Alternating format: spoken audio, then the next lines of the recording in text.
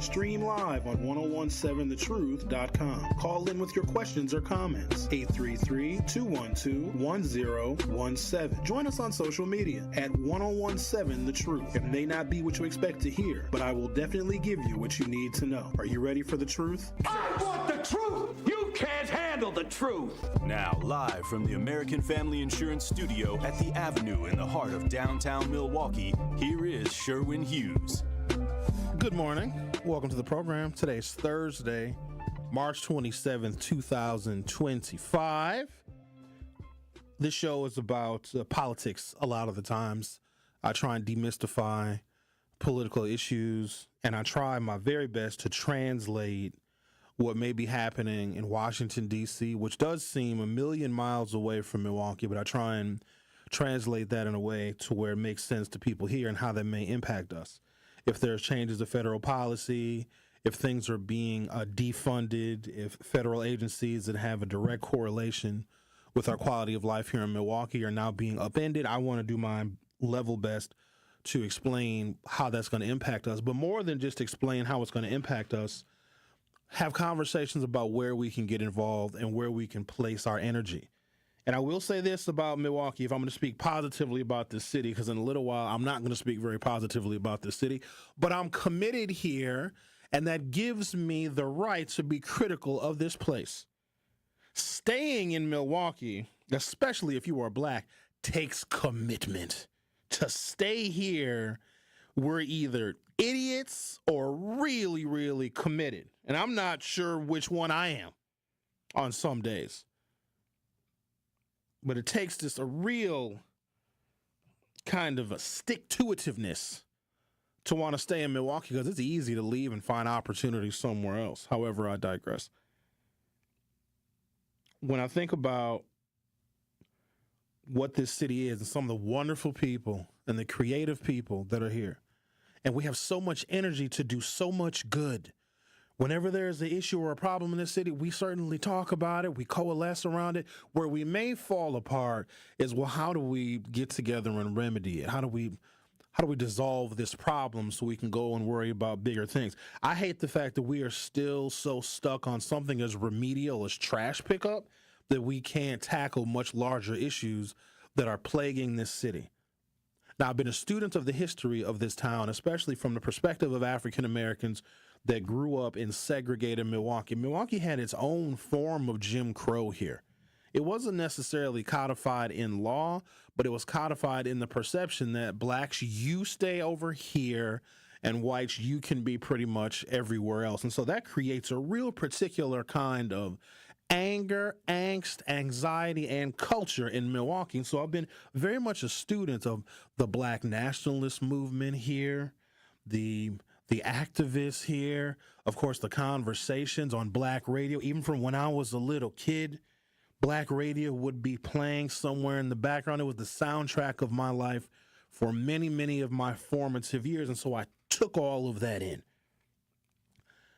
I want our community, when I say community, I'm talking about everybody, because it's not just black people that have concerns about where we are, the crime, the levels of poverty. Milwaukee is a social service city. It is an industry. I see some good in that, because there are people that also identify problems. It could be, I don't know, related to low levels of education or joblessness or hopelessness, whatever the problem is. And then someone will want to dedicate their life to helping remedy that problem that they see. And they feel the best way to do that is to start a nonprofit organization.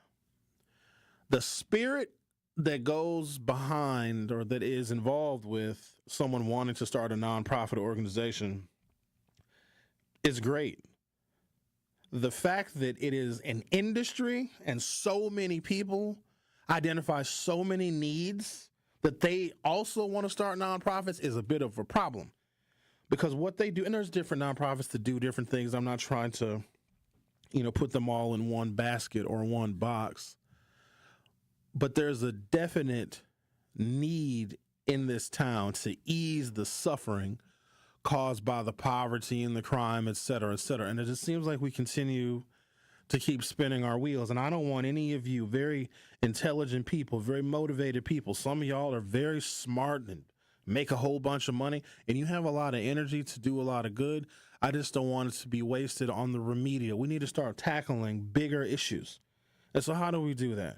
Is it with our elected officials? Do we have a bad crop of elected officials that don't see the world the way either we want them to, or they don't see the world in Milwaukee the way they should, because these are policymakers, right?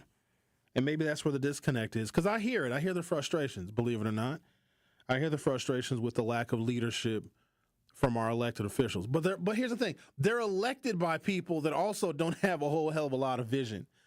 The visionaries in this town are few and far between, and every day there's less and less because their talents and their vision oftentimes are better served somewhere else, because we're drowning in this community of hopelessness and despair.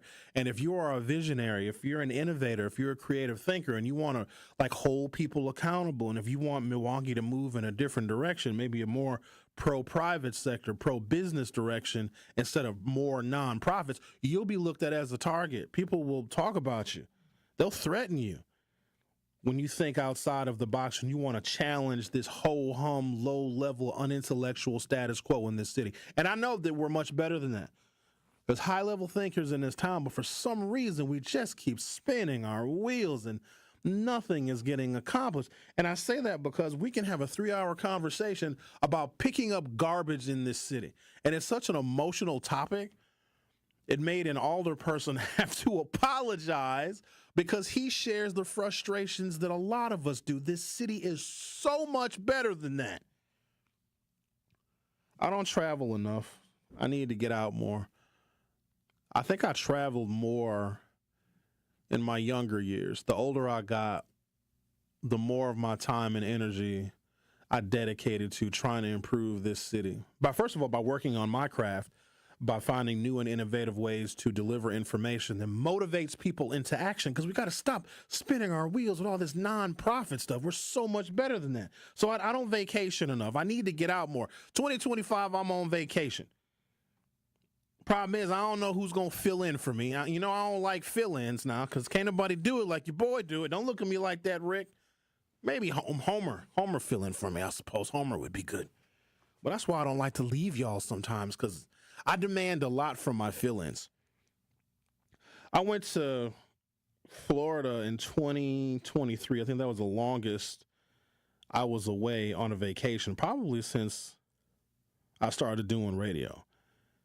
And Bailey Coleman was relatively new to 1017 The Truth. Shout out to Bailey Coleman. Bailey Coleman is like everybody's auntie, you know? So Bailey filled in for me that week. And I kept getting text messages while I'm on vacation in Florida, toes in the sand, getting drunk, had my shirt off, just kicking it in Florida, relaxing underneath the Florida sun, sitting out by this dock. I'm watching dolphins. It's dolphins. I'm just enjoying myself. I keep getting these damn text messages. Sherwin, Bailey keeps calling you Sherman Williams. I said, well, she's not filling in for me again, so that was that. But I got to let some of that go. I got to travel more. And when I do travel, I tell people where I'm from. And the reactions that I get tell me everything that I need to know about the city from the outsider's perspective.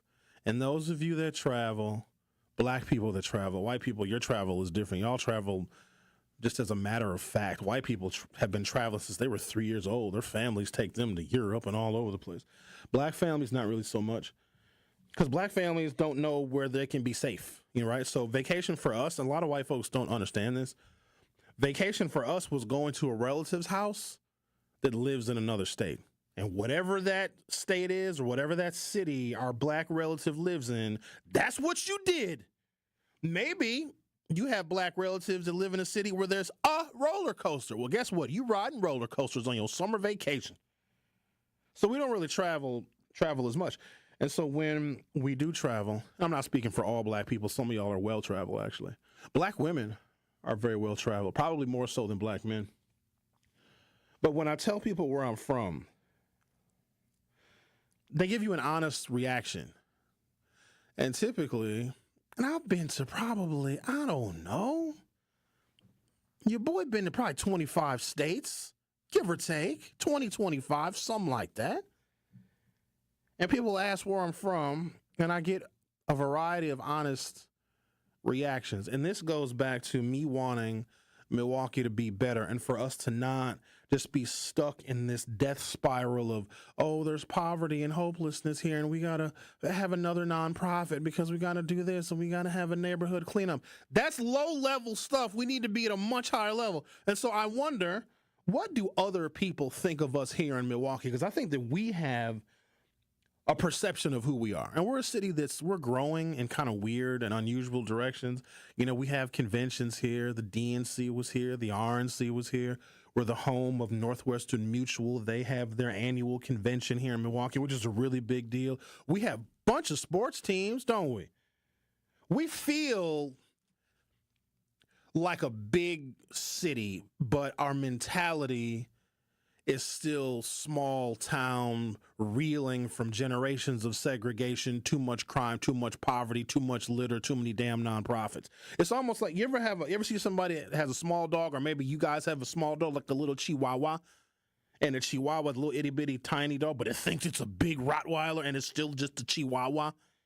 It barks and it bites, but it's tiny. You could kick it and it would fly 47 feet because it's a little dog. We're that little dog. I think that we believe we are much bigger than we are. But we got the Brewers. That's the baseball team. We have the Milwaukee Bucks. That's another sports ball team. And they have the Giannis. And shout out to Dame Lillard. Hopefully they're able to treat his deep vein thrombosis that they found. Shout out to him. Hope he returns soon. We have the hockey, which, let's be honest, no, nobody goes to Admirals games. Why? Sorry, nobody does. But we have them. I think we even have a professional soccer team. So we got a bunch of sports teams.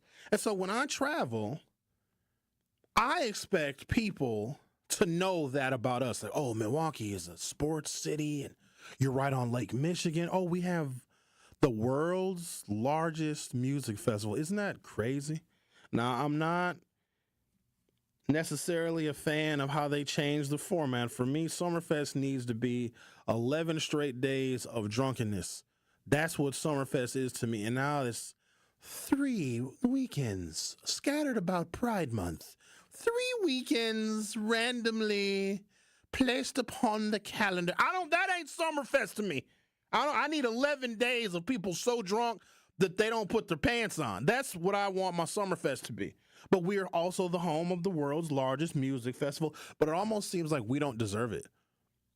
We don't deserve to be the home of the largest music festival because when we travel, especially being an African American, the perception that people have of Milwaukee is not a professional sports city on the lake with a beautiful the Brise du Soleil, that big Milwaukee Art Museum structure, which I call Milwaukee's labia. It's very beautiful. We have all of these things in the summer festival.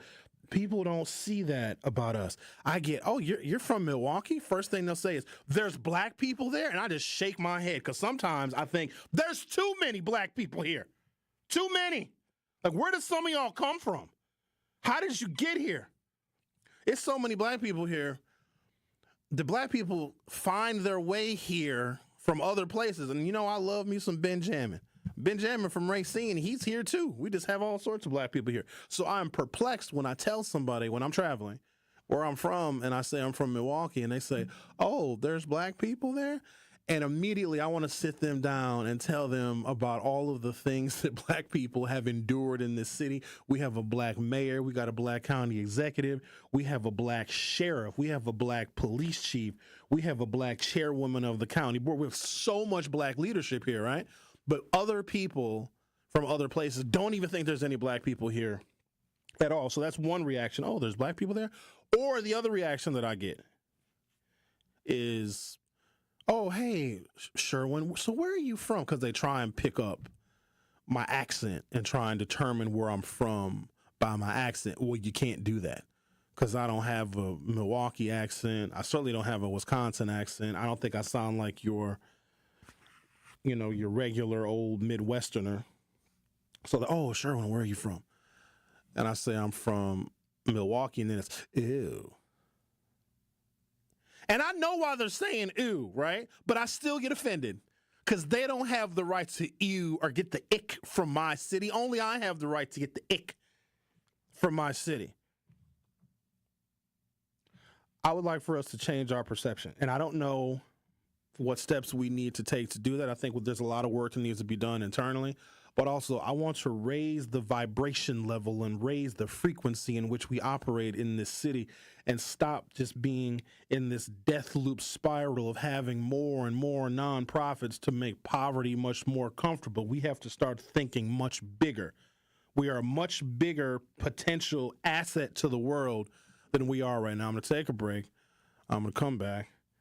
I'm going to continue the conversation, I guess, getting thoughts and sentiments from you of how we can make this city realize its full potential and how we can move more people from the nonprofit world to maybe the for-profit world, but at the same time, keeping them here. We lose a lot of talent in this city, and I don't blame you for leaving. I don't blame you because you may have innovative ideas that can change the entire trajectory of the minority community in this city, but it's either not recognized or people just don't understand it because you're too intellectual and therefore people are intimidated by you. We're going to talk about it today. I'm taking all questions and comments at 833-212-1017, 833-212-1017. And if you haven't done so already, go to youtube.com or open up your YouTube app from your smartphone or other mobile device. Search 1017 The Truth, hit subscribe, and you'll be able to participate via our YouTube chat. The Truth with Sherwin Hughes will be right back. The Truth with Sherwin Hughes returns after this on 1017 The Truth app, and 1017thetruth.com. This is the Bloomberg Black Business Beat. Tyler Perry is one of the most commercially successful black filmmakers, and he's used his wealth and influence in the industry to turn Atlanta into a major media hub. You know, it's really becoming a Hollywood West, and Tyler Perry is a large part of that, and certainly the largest personification of that. That's Bloomberg Atlanta Bureau Chief Brett Pulley, who knows as well as anyone how much of an impact Perry has had on the city. And it's not just Perry's own productions. A lot of film and television is produced here. Practically all of the Marvel stuff from Disney is done here, and a host of programs, television programs and films. All spearheaded in part by Tyler Perry, whose studios employ around 5,000 people and sits in a historically black neighborhood. What's next? Tyler Perry plans to grow that big studio in Atlanta into a full-scale entertainment complex. I'm Bloomberg's Justin Milliner. I'm the Black Business Beat. I'm Kareem Abdul-Jabbar. I learned about atrial fibrillation the hard way. My symptoms would come and go: shortness of breath, fatigue. I kept going. Then I got so lightheaded, I couldn't. My doctor said I have AFib, so I'm about 5 times more likely to have a stroke. Other symptoms: irregular heartbeat, heart racing, chest pain can come and go, but the risk of stroke stays. If you have symptoms, tell a doctor. Visit notimetowait.com. Sponsored by Bristol-Myers Squibb and Pfizer. Pro Savings Days are back at Lowe's with limited time savings on the supplies pros need. Get up to 40% off select major appliances. Plus, save an additional $100 on every $1,000 you spend on select major appliances. And don't miss your chance to activate and earn 3 times the points on select DeWalt and Klein tools. Lowe's, we help, you save. Valid through 3/28. Selection varies by location. While supplies last. See associate or Lowe's.com for more details on qualifying items. Tune into The Truth this Saturday at 11 a.m. for another episode of More Than a Movement, powered by Planned Parenthood Advocates of Wisconsin. Me, your girl Noni Juice, will be joined by Sarah Noble. And in this episode, we are going to be discussing the court, the candidates, and the power to protect or destroy lives, because as you all know, it is a very important spring election coming up. So we get into it, and I want y'all to be tapped in. So again, that is More Than a Movement, powered by Planned Parenthood Advocates of Wisconsin, this Saturday at 11 a.m. on the award-winning 1017 The Truth. President Trump and Elon Musk are forcing radical changes in Washington, from stopping payments for health care and threatening to restrict abortion rights to accessing Americans' private information. With Washington out of control, who we elect to the Wisconsin Supreme Court could be the last line of defense of our rights. The ACLU Voter Education Fund does not endorse or oppose candidates, but wants you to cast an informed vote in the Wisconsin Supreme Court election. So where do the candidates land on issues like abortion? Brad Schimmel stated he supports banning abortion. Susan Crawford successfully protected abortion rights while representing Planned Parenthood in Wisconsin. We need a Wisconsin Supreme Court that can be a check and balance to protect us when our rights are threatened at the federal level. On April 1st, Wisconsin voters will make a critical decision about the future of abortion in our state. To learn more about the Wisconsin Supreme Court candidates, visit aclu.org/WI2025. Paid for by ACLU Voter Education Fund, 212-549-2500. Not authorized by any candidate or candidate's agent or committee. ACLU Voter Education Fund is responsible for the content of this advertising. You are listening to The Truth with Sherwin Hughes on 1017 The Truth, The Truth app, and 1017thetruth.com.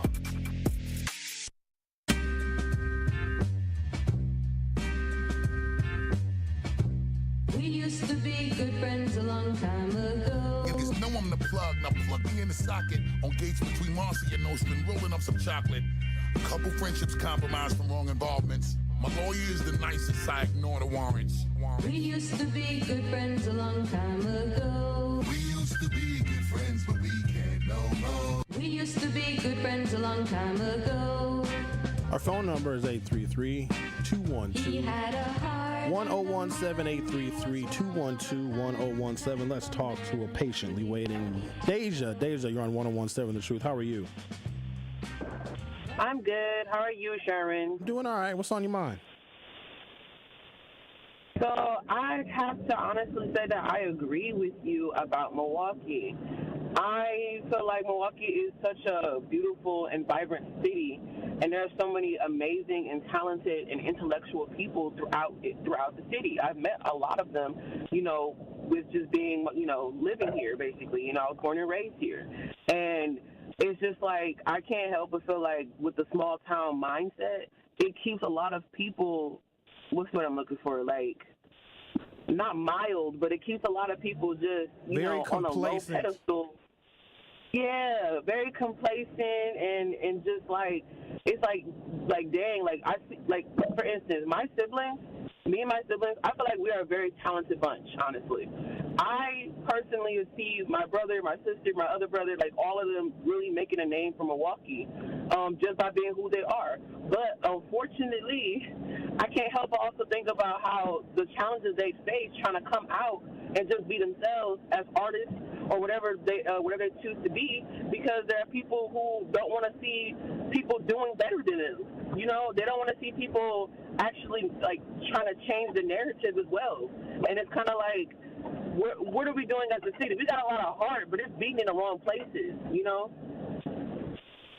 I appreciate that, Deja, and thank you for your call, and we appreciate your sentiments, and we're going to do our best to move forward and try and raise the level. So, Linda, I see your comment that you hate white racists.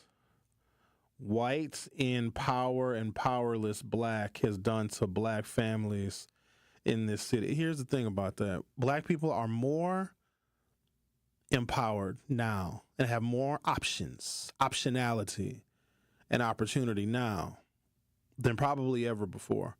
Some of the barriers that existed even 30 years ago have been removed.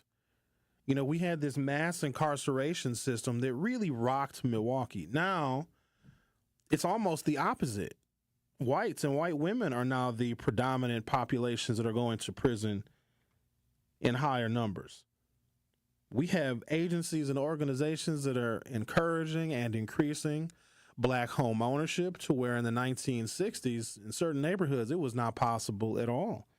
We're having higher level conversations, not enough of them, but higher level conversations about wealth and money and intergenerational wealth and investing and the stock market, all the things. And I think some of the most egregious racist white people, they've left this city. You don't have to believe me. Look at the demographics of Milwaukee. Blacks, Latinos, Hispanics, and Asians are the majority in this town. So I I can understand the impact that white racism had on this city, but when they left and left us with more political power. So that's where they got a lot of their strength from in their racism, because their racism could be fortified by their political strength. White political strength in this city is now concentrated into a handful of neighborhoods. It's a handful of aldermanic districts. It's a handful of school board seats. It's a handful of county board supervisor districts in the city and in the county of Milwaukee. That's it. Their political power has been reduced. And so what we were not prepared for, and I'm going to put some of this on the education system, which is a long conversation that we're going to have because it impacts everything. And our lack of involvement in it as black people impacts everything. We were given the keys to this town. We have the county executive, we have the mayor, we even have law enforcement, our chief law enforcement people. Remember the folks that used to complain all the time, and some of them still do, about the racism that exists in law enforcement? By all means, it still does. But now when you complain about law enforcement, whether it be the county sheriff or the city of Milwaukee police chief, you're complaining to a black person. You're complaining to someone who probably has been racially profiled themselves. Speaking of which, our esteemed county executive is involved in a lawsuit with the ACLU because he was racially profiled when he was a much younger man. So what happened was the white folks gave up on Milwaukee because we just kept multiplying and multiplying and multiplying. They left. They went out further. They left the city. They went out to places in the county. They went to, your South Milwaukees and your Franklins and your Oak Creeks, and they went further away. They even went to Wauwatosa. Sometimes they went to Washington County or Ozaukee County or Waukesha County. They went to the WOW counties, and they solidified their political strength out there. We have more concentrated political power right here. So the white folks are like, we're done with it. We're leaving, you N-words. We're out of here. And then we now have the levers, the keys, the magic combination lock to power in this city, and we don't know what to do with it. We fight one another over it. We don't know how to harness it. It's like we have the power of the sun in our hands, and instead of using the power of the sun in our hands, we're just burning our fingers with it. I want to raise the vibration and the elevation and the frequency of how we as black people, black intellectuals, operate in this city. I was having a brief conversation with a colleague this morning about some of the cultural fingerprints of Milwaukee. So there's a style of hip hop, I don't know if you're familiar with it. It's called Lowend.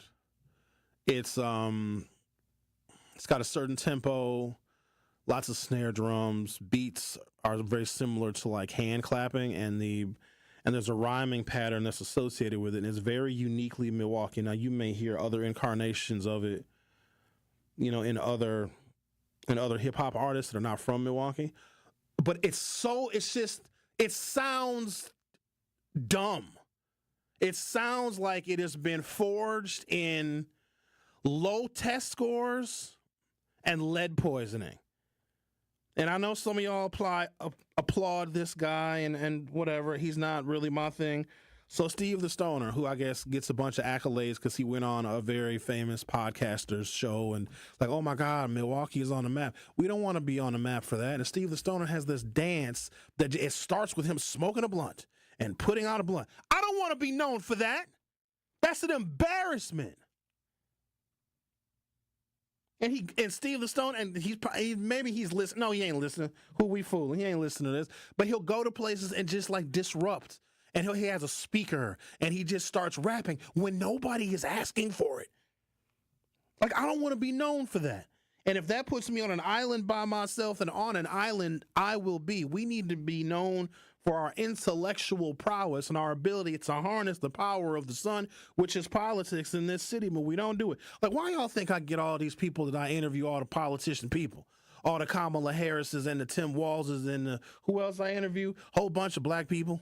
Eric Holder comes here, Hakeem Jeffries, all of them, to try and get us motivated and interested and excited from hearing from other people that also have harnessed some political power. But it just, we're going to do better. And I'm going to do better too, because maybe I'm not delivering the information the way that I should. Maybe we shouldn't have any more conversations about post-nut clarity. Maybe the whole city needs post-nut clarity. Ricky, when you do the descriptions, you told me this yesterday. So when you sent out the descriptions of what my show was about, you actually titled one of the segments, post-nut clarity, didn't you? I got a bunch of like... Unfortunately, yes. Yeah. So there's people that work here at Good Karma Brands that I don't hear from very often, right? I got text messages, and they were like, Sherwin, did you really talk about post-nut clarity? I told you, yes. From what I've heard, we was the talk of the office yesterday. Yeah, but not in a good way. Good and bad. Not in a good way. I mean, some people, they expect these kinds of things from me, but other people are like, oh, I'm shocked. Did he really say that? Yeah, he said it. Maybe the whole city needs some post-nut clarity. I'm going to take a break, come back. Going to talk to April, and oh, look, it's Lisa. I know she has a lot to say. Going to continue our conversation about let's lift the elevation and the frequency in which the city of Milwaukee vibrates, because we are a city in which black people have a disproportionate amount of control. Here's something else. I forget about this. The majority of our common council is black. I didn't think I would ever live to see the day, because when I was coming up in politics, the majority of the council was always a bunch of white guys. Every now and again, you'd get a woman. Every now and again, you'd get a black woman. Malele got elected in 2008, but it was just the legislative body of the city of Milwaukee was always white guys, and the mayor was always a white guy. Now do you understand that if the black community moved in sync with our members of the Common Council, every ordinance would pass just on a black vote? You know how they talk about a party line vote? So if the Democrats have control in the House, well, actually the Republicans have control. If all the Republicans vote for a bill in the House of Representatives, it passes. It passes with no Democratic votes. So the bill can be anything. The bill can be getting rid of black people. The bill can be getting rid of the Department of Education. Whatever it is, that bill in the House of Representatives will pass on a party line vote, meaning if every single Republican votes for that bill, it passes no matter what, okay? If every African American on the Milwaukee Common Council of our 15 alders, if they all vote together on an ordinance, it passes, and it goes to the desk of a black mayor.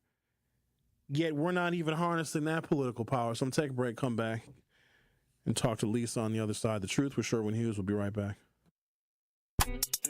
The Truth with Sherwin Hughes returns after this on 1017 The Truth app, and 1017thetruth.com. On April 1st, we have a choice to make. Donald Trump wants us to elect Brad Schimmel to the Supreme Court. Elon Musk's even spending millions to elect him, because they know Schimmel will do whatever they want, even if that means letting them cut health care and food for hungry kids, or eliminate the Department of Education. That's why we need to vote for Judge Susan Crawford. I'm Judge Susan Crawford. As a former prosecutor and now as a judge, I've made sure rapists, murderers, and child predators were behind bars where they belong. And I trust women to make their own healthcare decisions. Brad Schimmel doesn't, but I always will. And that's why I'm asking for your vote.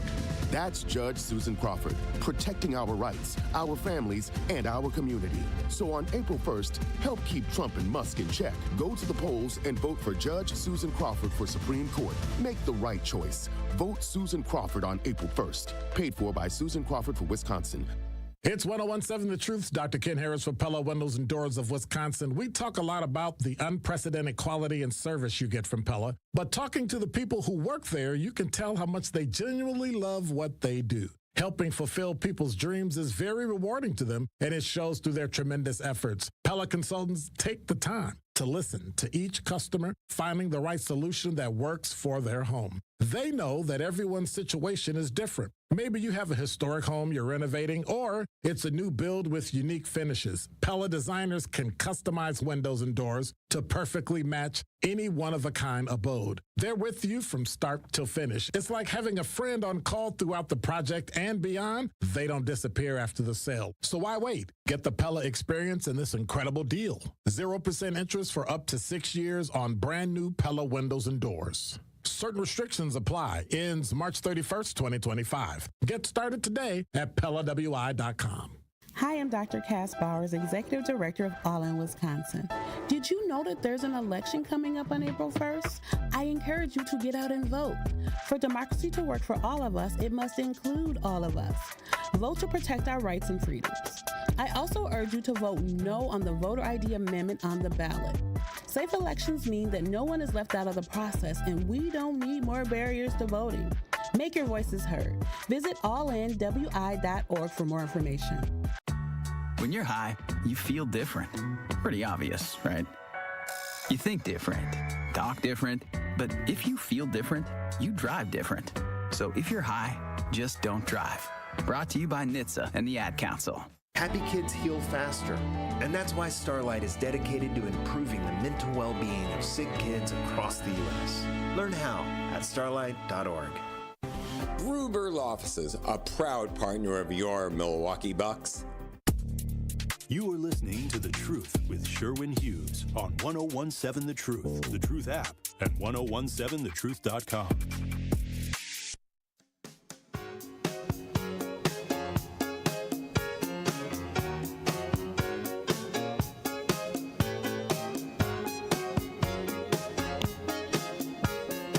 Hello, Lisa. How are you doing today? Good morning. I'm good. How are you, Sherwin?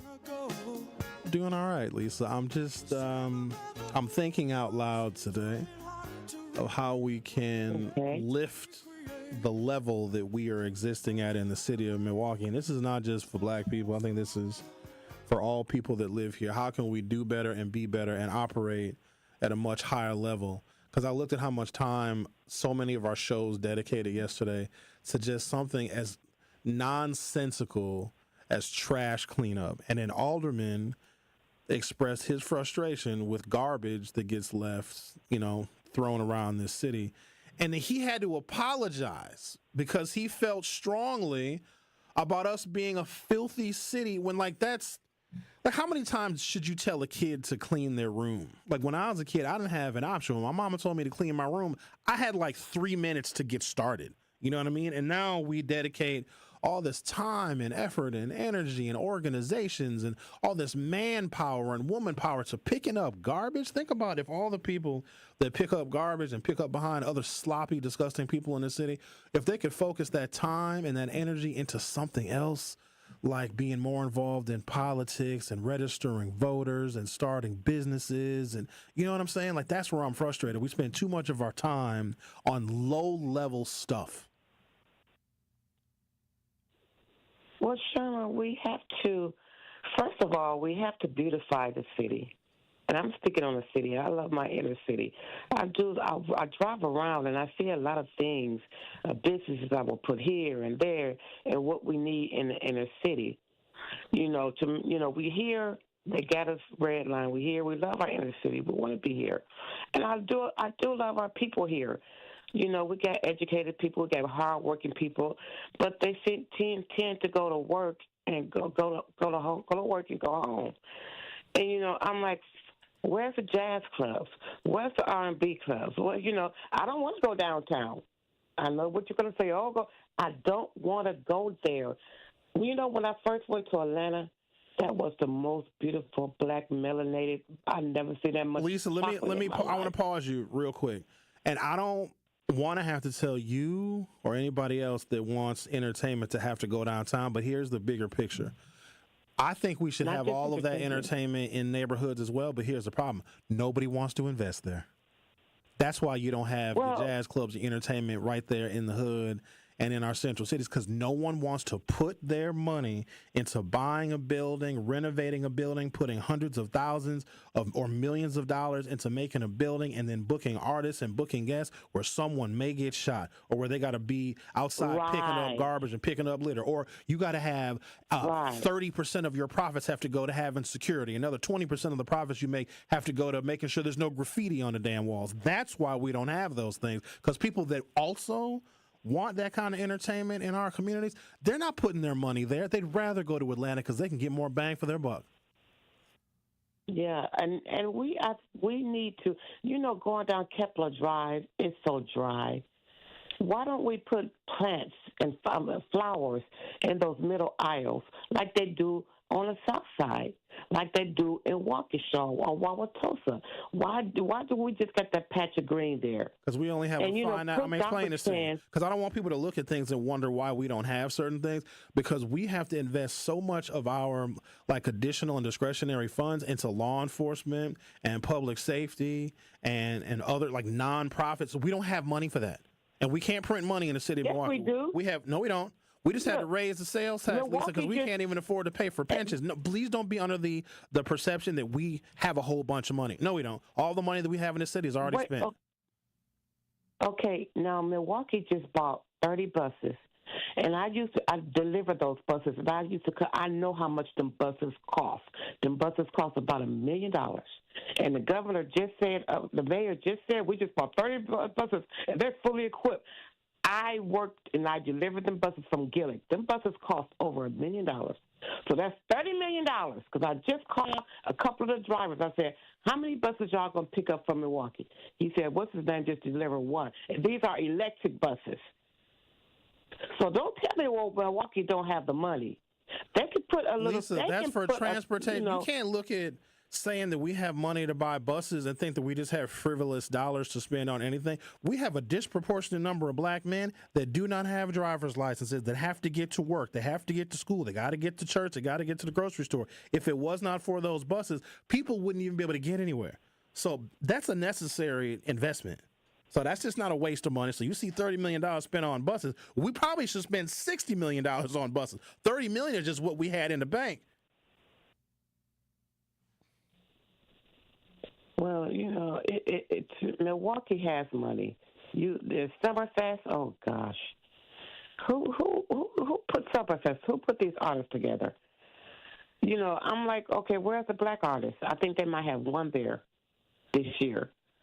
I'm listening to them. Oh my God, that's what y'all got. Why they want black artists there? Black people don't really go to Summerfest like that. Even if you packed Summerfest with black artists, you still got to appeal to white people, Lisa, because we don't have the income to afford a $14 beer to go to Summerfest. You got to stop thinking if we just have a bunch of black artists there, black people are going to go. Black folks ain't paying $25 to park.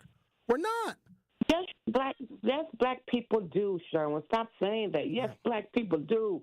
We spend money. I spend money. Black people spend money. Or maybe we look at it like this. I don't want to offend you by talking about how and where black people spend their money. A black person that spends $50 will make a white person that would spend $200 stay home. Does that make sense? We might go and spend $50, but we're going to scare away the people that will spend even more money than us. And so that's why we put so much investment downtown, because you can get more out of the property tax and property valuations downtown than you can by investing in neighborhoods and investing in the central city and in the central core. So why would you invest in black artists to try and get more black people to Summerfest when we are going to spend less and we're going to scare away people that will undoubtedly spend more? But I appreciate your call, Lisa. Let's talk to Mr. Wright. Hey, Mr. Wright, a lot of women are looking for you. How you doing today, Mr. Wright? I'm doing good, man. Too bad I'm already taken. I've been with the wife for 25 years, man. Congratulations, sir. We're very proud of you and happy for you. Man. But, I think it's a mindset, man, with the people in the trash, man. I work in I do litter pickup. So the lady was talking about they need to put some island with some flowers in the middle of the road. But we do have those on the north side, and they junky as. I'm not talking about they horrible, man, because I clean them up, so I know. So it is some rose bushes. We got some daisies, and and I'm out there grinding every day, picking trash up out of these things, man. Your phone cutting out on us, Mr. Wright. Yeah, I'm sorry about that. Can you hear me, Sherman? I can hear you. Sherman? Yeah, I said so. Yeah, we got islands in the middle of the road with some flowers. We have some on Sherman. We have some on 107 on Mill Road. There's a lot of them. Good Hope. So we do have those that the people throw. That's what they were built for, and also to help to filter the water before it go in our filtration system. So we do have things in play to kind of help with the trash, but I just feel it's a mindset with the people in the trash, man. People just don't care, right. you know. So that and it ain't my house, and maybe their house look like that. I'm not sure. You know what I mean? I mean, it may go. I don't know, man. I don't know what it is. I know it's a problem though. All right, thank you, Mr. Wright. Appreciate your call. Somebody had texted in. Sean texted in. Sean, thank you for this text message. Sean says political power is absolutely worthless without economic power. You get economic power through political power. That is the chicken, that is the egg. With political power. So if you have, let's take black people. Let's look at it by race because that's an easy lens to look through for most people that are familiar with the social apparatus of Milwaukee. If you have more African Americans in political power, which you can only get if you get more voters that believe in black political power of all races, okay? All races have to believe in and trust black elected officials. It ain't just us, because there's not enough of us to elect all of us to all the positions we need to be in. So if we have people that believe in black leadership and they elect black people to a bunch of different positions and posts throughout the city, throughout the county, throughout the state, then they can guide government spending and government contracts to black businesses. Elon Musk is going to get more money through federal government contracting than he ever will selling a Tesla. First, you get Donald Trump elected. That's the political power. Then comes the money that you will make. I'm looking at Elon Musk as the perfect example. He ain't even from here, and he understands that the manipulation of American politics puts money in your pocket.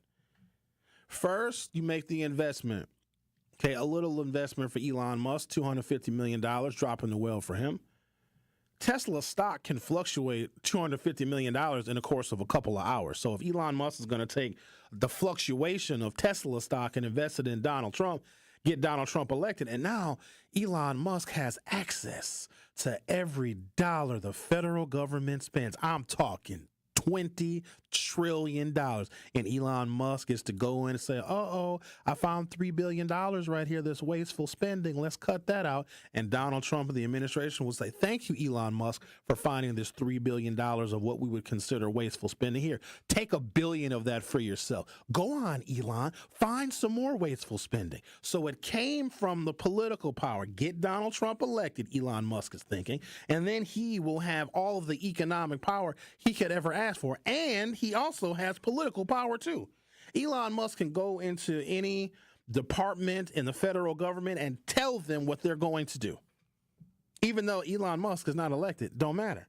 With the political power of electing Donald Trump, he now has economic power to direct and political power to direct department heads that were actually that were confirmed by the Senate. Elon Musk wasn't confirmed by nobody but Trump. So I'm glad you raised that issue, Sean. First, you get the political power, which we have. Economic power follows after that, but we have to know how to harness them both. The Truth with Sherwin Hughes on 101.7 FM. I'll be right back. The Truth with Sherwin Hughes returns after this on 101.7 The Truth app, and 1017thetruth.com. Join your boy Tory Lowe and the Truth Team for our community cleanup on Saturday, April 12th. Go to truthcommunitycleanup.com to sign up to volunteer at one of our 3 cleanup locations. Everyone who joins gets a free lunch provided by Cousin Subs. Register today by visiting truthcommunitycleanup.com. Bring the whole family to help clean our city. The Tory Lowe Cleanup is presented by 1MKE and sponsored by Cousin Subs, Ray's Coca-Cola, Landmark Credit Union, U.S. Cellular, and Waste Management. With Donald Trump dismantling the Federal Department of Education, we need to make sure we have someone we trust running Wisconsin public schools. That's Democrat Jill Underly. As state superintendent, Democrat Jill Underly has fought to reduce class sizes, expand career and technical education, and she worked to pass a new literacy law that will help improve young kids' reading abilities. Her opponent is Republican lobbyist Brittany Kinzer. Kinzer is backed by the same MAGA millionaires that put Donald Trump in the White House. And when Republican lobbyist Brittany Kinzer was asked about Donald Trump dismantling the Department of Education, Kinzer said, quote, "It's fine." Well, It's not fine, Brittany. We need someone to lead Wisconsin public schools who will be a champion for our kids and community, not a puppet for Donald Trump and the Republicans. On Election Day, April 1st, vote for Democrat Jill Underly for state superintendent. Paid for by the Democratic Party of Wisconsin, authorized by Underly for WI. Hi, Drew and Jonathan Scott here, reminding you that a lot of life's firsts are better with help from American Family Insurance. Like your first home expansion or your first big lightning strike. There's a first for everything. Get the right home policy at the right price with the right help from American Family's agents. Life's better when you're under American Family's roof. Insure carefully, dream fearlessly. Get a quote and find an agent at amfam.com. Products not available in every state. American Family Mutual Insurance Company SI and its operating company, 6000 American Parkway, Madison, Wisconsin. Ever had a question about local services, neighborhood events, civic engagement, or ways to get more involved in the community and just didn't know who to ask? That's where 1MKE comes in. 1MKE is a nonpartisan coalition helping Milwaukee residents to find trusted information and easy opportunities to get civically engaged. Want to plug into a neighborhood event, find community services, give back through volunteering? 1MKE is here to help. Learn more and get involved at 1mke.org. That is 1mke.org. We are 1MKE. Make history at the amazing 10th annual UNCF Mayor's Mass Ball on March 29th. Join Mayor Cavalier Johnson for an unforgettable evening that will transform lives. Every dollar raised helps promising local students achieve their college dreams through vital scholarships. This premier gala doesn't just celebrate our community, it builds future leaders. Be a part of Milwaukee's most meaningful social event of the year. Reserve your place now at uncf.org/MMB. That is uncf.org/MMB. You are listening to The Truth with Sherwin Hughes on 1017 The Truth, The Truth app, and 1017thetruth.com.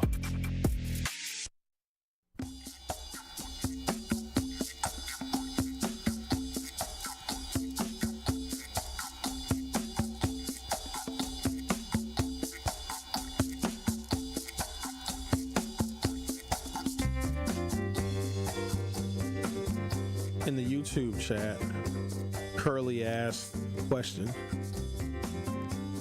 do black people only listen to black artists? Well, no, Curly. But I think I know what you were getting at. I don't want us to operate under the impression that, well, we don't go to Summerfest. As one example, and it's a really bad example, and here's the thing. Even if let's say Summerfest was a black music festival. They say, you know what, black people, we've been listening to you, and you want more black artists. Let's say Summerfest went out on a very dangerous economic limb and said, you know what, Summerfest 2026 is going to be an extravaganza of black artists, jazz artists, R&B artists, hip-hop, classical, because country music, you got black people that even make country music. There's always been black people making country music. In fact, if you go back far enough, we probably invented that too. And if Summerfest said, you know what, we want to offer more artists that are African American in hopes that the black community shows up for the 3 specific weekends of Summerfest, we still wouldn't go. We wouldn't go. Not only would we not go, we would complain and we would give an excuse as to why we wouldn't go. And Summerfest can say, hey, we're going to acquiesce to the black community. Because I've seen this happen 1,000,001 times. We complain about something that we don't have, and then we get it. And then we'll complain about like the fashion in which it was delivered. So let's say Summerfest went out on this very shallow economic limb and offered a bunch of black artists. You know what our complaint would be? Well, how come you didn't tell the black community about each individual artist that you were going to have? How come nobody came to my house and told me? How come I didn't get something in the mail that told me there was going to be black artists? See, it's not our fault. We always have an excuse. I hate excuses. And why would they invest in us? Now, I'm not stereotyping my people. Okay, I am a little bit. Sometimes where we congregate, and in your mind, you have your own ideas of where you think African Americans congregate, like where we hang out socially, the places we go, the things that we do. And there's a number of places that are honored, in fact, to host African Americans and black culture at their different establishments, right? But where we go and the spaces that we occupy are only occupied by us. So if there's a black restaurant, black bar, black nightclub, whatever, it's only black people there. So when we show up to places, and this is a mentality that I'm kind of stuck with this. I don't really know how we remedy this. If we show up somewhere, everybody else feels like they're either not welcome. I'm wanting to think that they feel like they're not welcome. Or they're afraid of us. Or they're thinking like, oh, some of the well-meaning liberal white people are like, I don't want to infringe on black spaces. No, we want you to infringe because you got money to spend. So even if we have, not if, we do have our places and our spaces, they become uniquely black. And I've seen things transition. So there was a particular event. I don't know why I'm so fixated on this one. But for a while, nobody even knew about it. Nobody cared about it. It wasn't even very well attended. It was called Jazz in the Park. But I'm talking about Jazz in the Park 25 years ago. I bet some of y'all didn't even know that Jazz in the Park was going on 25 years ago. Then we started showing up, and now it is a completely and totally different phenomenon. The Truth with Sherwin Hughes on 101.7 FM. We'll be right back for hour 2. The Truth with Sherwin Hughes returns after this on 101.7 The Truth app, and 1017thetruth.com. This may be another Elon Musk bureaucratic shuffle, or this may be whatever it is. These, Dr. Ken, are real consequences. This is The Truth Unfiltered with Denise Thomas and Dr. Ken Harris. I believe that there's going to be a step back and a rollback to some of those places that we're talking about making cuts because of the drastic outcome that can occur. Sundays starting at 7 on 620 WTMJ and Mondays at 6 on 1017 The Truth. Calling all Black-owned business owners and entrepreneurs. Are you looking to share your story and grow your reach? We have teamed up with Associated Bank for our Black-owned business give back. Each quarter, 4 lucky business owners will win an opportunity to spotlight their brand and journey on the award-winning 1017 The Truth. To sign up for your business spotlight interviews, visit blackbusinessgiveback.com. Let's rebuild our community's backbone through exposure on the truth. For official rules, head to blackbusinessgiveback.com. Associated Bank, member FDIC.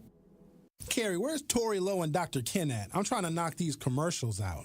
How am I supposed to know, Sherwin? Well, I'm about to do their parts because my impressions are on point anyway. This is Dr. Ken Harris from Truth in the Afternoon, and I want you to download the Truth app in the Google Play Store and Apple Store so you can never miss my show or any of the award-winning 1017 The Truth. Really, Kyle? Sherwin, you are crazy. Sherwin, your impression of me is horrible. Move. Give me my mic. I guess I'll just repeat what Sherwin said. Go to the Google Play Store or Apple Store to download the 1017 The Truth app today so you can take the home of Milwaukee Black Talk with you wherever you are. Can't listen live? Download the new 1017 The Truth app on your smartphone today to catch up on all your favorite shows. Search 1017 The Truth on your Google Play Store or Apple App Store so you don't miss out on any of the action. Truth Nation, let us talk our ish for a moment. There is no other station in the country where you get a front row seat to hear from some of the biggest names in politics, pop culture, and sports. People like Grammy Award winner John Legend. Knowing that fight isn't over, knowing that we've got to stay motivated and stay inspired. Glory was the song that myself and Common wrote. 2 brothers from the Midwest, from Chicago and from Springfield, Ohio. Oscar Award winning actor Don Cheadle. I know that we're the bright, shiny thing that sometimes gets the attention, but I would say don't listen to celebrities. You don't have to listen to us. Listen to yourself. And President Donald Trump's son, Don Jr. When did we have a strong economy? And I don't think anyone with a straight face can say right now. And the reality, when you look at it, it's not even voting for my father. Look at the team that's now surrounding him. Tap into the award-winning and nationally recognized 1017 The Truth by downloading the Truth app and streaming us live at 1017 The Truth on YouTube. Milwaukee Black Talk. We are the home of Milwaukee Black Talk. 1017 FM, 1510 AM WGKB Waukesha, and W269DL Milwaukee, a locally owned Good Karma brand station. You are listening to The Truth with Sherwin Hughes on 1017 The Truth, The Truth app, and 1017thetruth.com.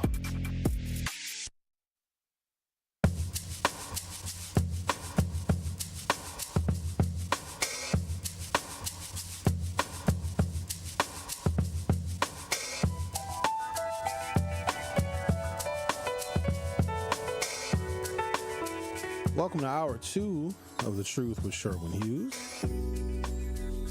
Been going through a variety of different ideas of what we can do to make Milwaukee realize its full potential. We do have a lot of potential. We've got a lot of raw material here. We're on a beautiful lake. We have some beautiful beaches here. We have lots of entertainment, lots of different places to go and eat. We are a foodie city, and the city is really starting to come alive, but for some reason, too much time, effort, and energy is focused on like real basic and remedial things, right? Like we shouldn't have to have these long, complicated discussions and having older persons apologize because they are frustrated with the remedial activity of having to pick up garbage. And then people take it personally, and they felt like, he was targeting specific people by saying that. And maybe he was, but like, see the bigger picture that we are a much better city than every single year. It's, we got to pick up the garbage, and, crime is going to spike in the summertime.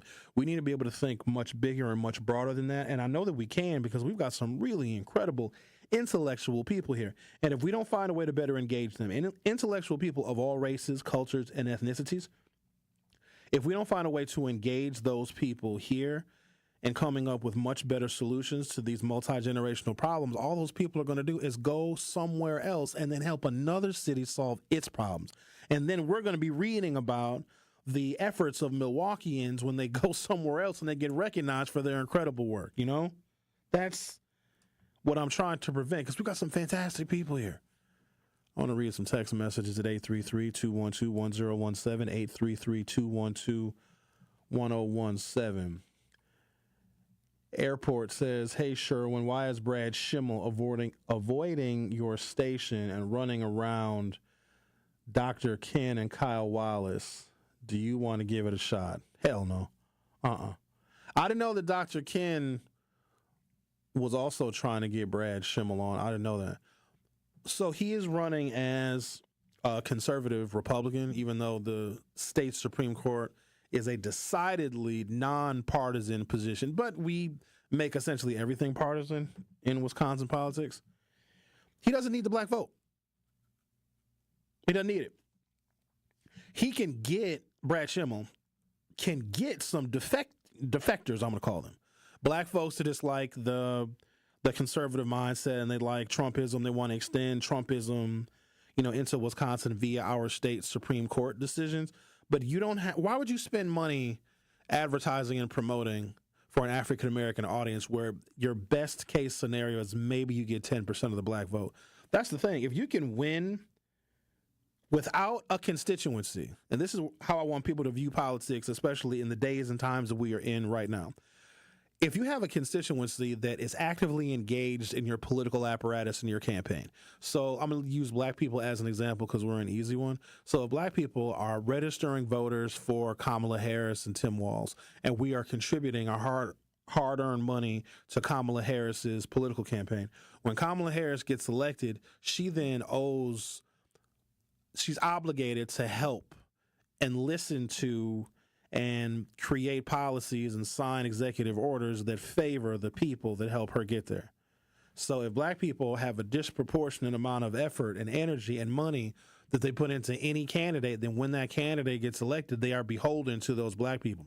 Brad Schimmel, why would he come here and why would he spend money here and advertise here? Because he does not want to be beholden to the African-American sentiment as it exists in Wisconsin and in the city of Milwaukee. So if you can win without a constituency, when you get elected, you never have to do anything for that constituency. And I know that sounds really harsh, and quite honestly, it's unfair, because once you get elected to anything, it is your obligation to serve all of your constituents, including and especially the ones that did not vote for you. But that's not how politics works right now. It's a money game. And if my money is best spent engaging my natural constituents, so Brad Schimmel's natural constituents are outstate, conservative white folk that voted heavily for Trump. If he maximizes his advertising and his outreach and his door-knocking campaigns and his radio ads and TV ads with them, he has a better shot at winning than if he invests any time, effort, or energy here in Milwaukee. So the question is, why would he talk to Dr. Ken and to Kyle for what? The vote he's going to get, Brad Schimmel's going to get from Milwaukee, is probably going to be within the same percentage range, whether he appears on our shows or not. And God bless Kyle, because Kyle, I think, he's participating in the doctrine of fairness. Like, Kyle wants to hear from everyone. Oh, we have this person running and that person running. I don't do that, because I know exactly who is going to do right by our community and who is not. And I don't need to appear fair by saying, well, there's one candidate that really has an agenda for black people. I'm going to interview them, and I'm going to interview the candidate that hates us. I'm not going to waste your time or my time interviewing a candidate that when they get elected, they're not going to do right by us. I'm not going to waste their time or mine, because I don't need to appear fair. You know who I'm fair to? Us. To the people that listen to me, to the people that care, to the people that are concerned, to the people that see this community the way that I see it, the people that love it but at the same time can be critical of it, and anyone who interferes with that, I'm not going to interview. I would take an interview with Trump, though. I'd talk to Trump. I have so many questions for him, but I'm much more likely to be like arrested or held in contempt by the Trump administration than to ever get an interview with him. Let's talk to Diane. You're on 101.7 The Truth. How are you?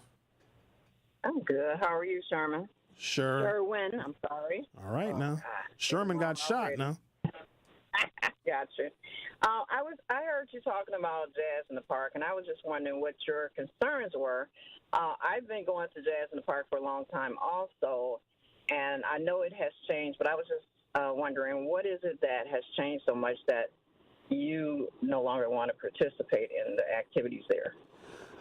I could be aging out, but I remember when it was a smaller festival that was just about the music. Now it's like a street party. Now you got vendors, you got people that are there that aren't even there for the music and to actually listen to the artist. It kind of lost a little bit of its soul when it got so damn commercialized. I remember the early days of Jazz in the Park where you could bring in your own liquor and nobody said anything about it. You get your little picnic table, you get your little blanket and your little foldable chair, and you can sit out there and kick it all day, and then the music would come on and it would just be peaceful. It's like a rowdy party now, which doesn't even like fit the motif of an outdoor summertime jazz festival. That might be my age, because I remember going as a young man, and it was just a totally different vibe and a different experience. I don't want a nightclub experience at Jazz in the Park. I go to nightclubs for nightclub experiences. But again, this is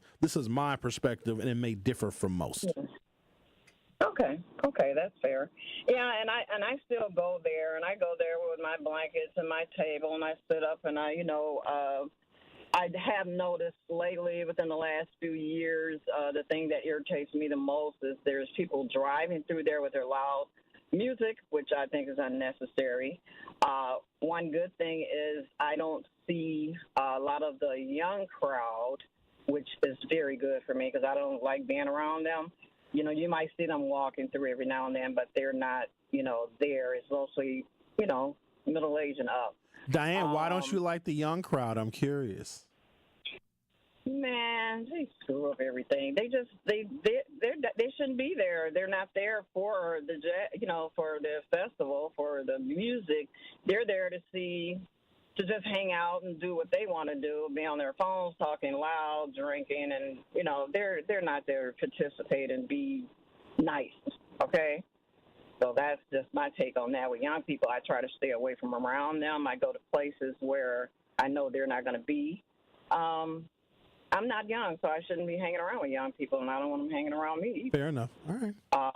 I noticed that also people have started bringing their dogs, which irritates me. they bring their big dogs up in the place, and, we're supposed to be sitting around in a park, and we don't want dogs all around us, so they think that that's a space for them to bring their dogs. And, yeah, I don't like the fact that they started telling people that they can't bring their own alcohol. You got the guy setting up his beer tent right in front of you where you can't hardly see the entertainment. So I still go there. I just pick my spot and just hope that, it's irritable when you hear that noise. I don't know why they do it. I know they do it on purpose. We even have, guys going up and down the streets on their motorcycles making noise. It's just, everybody wants attention, I guess. And I just take my chances, but I still enjoy it. All right. Well, maybe I see you down there. Okay. I try to get down there on Thursday. I try to go to all the free festivals, and hopefully, the young folks won't come and mess it up. All right. Thank you, Diane. Have a good day. You too. Bye-bye. Right. No, Diane is not going to see me at Jazz in the Park. So I do this thing called do I have a name for it? It's like the reverse theory. So in the summer, there's a lot going on in Milwaukee. You have Jazz in the Park, and eventually you're gonna have Summerfest, and you're gonna have other festivals. There's a lot of stuff happening, and there are some people that live for those outdoor festival activities that take place in the summertime. In fact, Milwaukee is a totally different universe in the summertime. In different neighborhoods they're different in the summertime. Some are way more festive, and they have block parties, and they have live music. North Avenue, East North Avenue, they have their thing. I think they do something where they block off Water Street. They have that. But then in our neighborhood, it's shooting and crime, which that's a whole other conversation and discussion.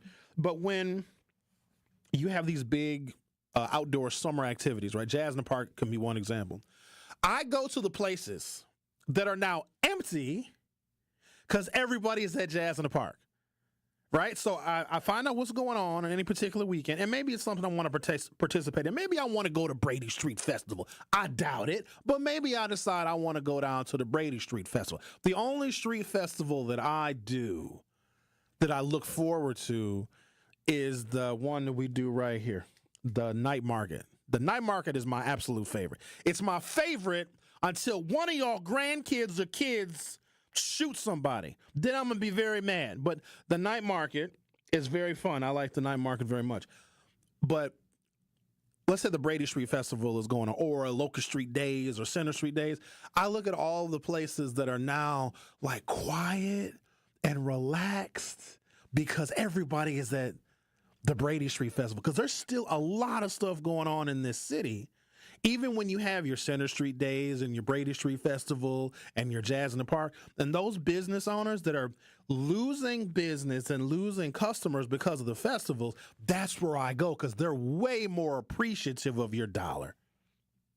In fact, I'm going to build in some of that theory into our Beyond the Mic series this summer. The places that may not get the customer flow in the warm weather months because people are out doing other things, I want to make sure that those businesses are feeling the love and are getting customers, because when there's a place that is losing business because of all the stuff going on in the summer, those are some of the places that I want to go to, because that helps those places keep their staff employed, and the service you get is going to be much more attentive, because they know that if you're not in there, nobody's going to be in there. And also, I don't always like a rowdy time. I'm a chilled out kind of fella. Y'all know me. I hold court at Taylor's, and I like to go to the night market because I know how to do the night market. Some of y'all don't know how to do the night market properly. There's a way in which you do it. There's a formula, and I'm not going to tell you. You just have to witness it for yourself. T says, hey, Sherwin, regarding the landscape of the city and the hopelessness issues off the top. 1, closing libraries and schools and even merging them. 2, classism is huge in the city. 3, exodus of middle-class jobs. And regarding your statement, we finally get what we ask for and complain is a perfect sentiment of the city in totality. There's a lot to unpack there.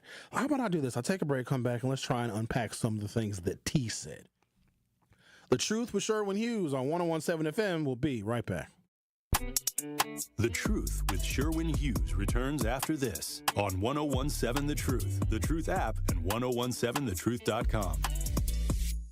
Tune into The Truth this Saturday at 11 a.m. for another episode of More Than a Movement, powered by Planned Parenthood Advocates of Wisconsin. Me, your girl Noni Juice, will be joined by Sarah Noble. And in this episode, we are going to be discussing the court, the candidates, and the power to protect or destroy lives, because as you all know, it is a very important spring election coming up. So we get into it, and I want y'all to be tapped in. So again, that is More Than a Movement, powered by Planned Parenthood Advocates of Wisconsin, this Saturday at 11 a.m. on the award-winning 101.7 The Truth. President Trump and Elon Musk are forcing radical changes in Washington, from stopping payments for health care and threatening to restrict abortion rights to accessing Americans' private information. With Washington out of control, who we elect to the Wisconsin Supreme Court could be the last line of defense of our rights. The ACLU Voter Education Fund does not endorse or oppose candidates, but wants you to cast an informed vote in the Wisconsin Supreme Court election. So where do the candidates land on issues like abortion? Brad Schimmel stated he supports banning abortion. Susan Crawford successfully protected abortion rights while representing Planned Parenthood in Wisconsin. We need a Wisconsin Supreme Court that can be a check and balance to protect us when our rights are threatened at the federal level. On April 1st, Wisconsin voters will make a critical decision about the future of abortion in our state. To learn more about the Wisconsin Supreme Court candidates, visit aclu.org/WI2025. Paid for by ACLU Voter Education Fund, 212-549-2500. Not authorized by any candidate or candidate's agent or committee. ACLU Voter Education Fund is responsible for the content of this advertising. Finding stable housing shouldn't be a struggle. The Milwaukee Rental Housing Resource Center connects renters, property owners, and partners to the resources they need, whether it's rental assistance, legal aid, mediation, or tenant education. No matter what your situation is, you do not have to go at it alone. Get assistance today by visiting renthelpmke.org. That is renthelpmke.org, or stop by their office at 728 North James Level Street in Milwaukee. At the Milwaukee Rental Housing Resource Center, they are here for all your housing needs. Hi, I'm Dr. Cass Bowers, Executive Director of All in Wisconsin. Did you know that there's an election coming up on April 1st? I encourage you to get out and vote. For democracy to work for all of us, it must include all of us. Vote to protect our rights and freedoms. I also urge you to vote no on the voter ID amendment on the ballot. Safe elections mean that no one is left out of the process, and we don't need more barriers to voting.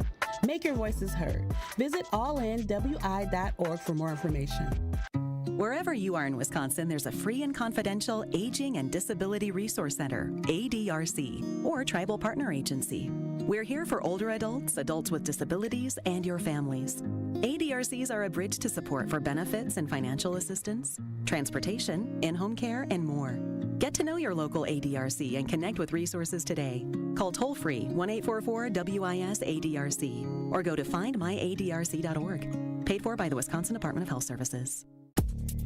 You are listening to The Truth with Sherwin Hughes on 1017 The Truth app, and 1017thetruth.com.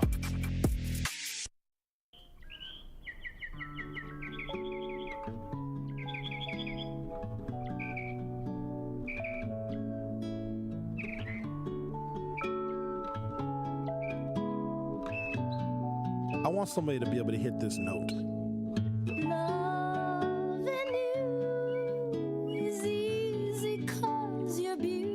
You know, I do love Milwaukee. She is beautiful. I never made love to Milwaukee. It's all I wanna do. It's coming. Loving you is more than just a dream come true. And everything that I do is out of loving you. It's coming. It's one of the most famous notes in all of music.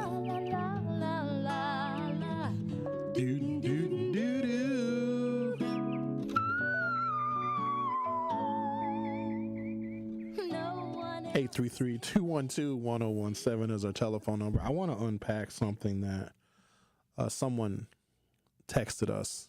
Our text number is the same as the call-in number. T said, "Hey Sherwin, regarding the landscape of the city and the hopelessness issues, off top, closing libraries and schools. So if nobody is using libraries, we have to close them, and the amount of money it takes to keep a library open is a lot. And if we can reallocate those funds to something like public safety, because every now and again, people in this city want more public safety resources because there's stuff like, reckless driving. And we have to think about this now because we have a finite amount of money. Y'all got to stop thinking that the city of Milwaukee can print money. We can't. In fact, we're beholden to the state government and to the state legislature that creates our budget. That is where our money comes from. And the Republicans that control the state budget want to starve Milwaukee. So when y'all think we have money for that, no, we don't. If you want a new opportunity or if you want funding to be moved to something that we now prioritize, tell me what you want to close. We can have what you want. Y'all want a beautification effort? What do y'all want? Y'all want more money given to homeowners so they can replace their windows and replace their siding? And you want more money for more nonprofits, for more trash pickup? Well, then we're going to have to lay off some cops then. Or we're going to have to close some libraries because they're being underutilized.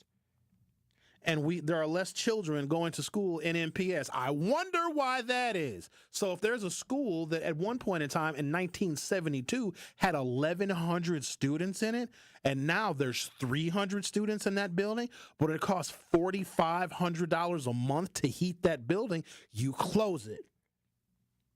That's economic efficiency. Next thing that they said.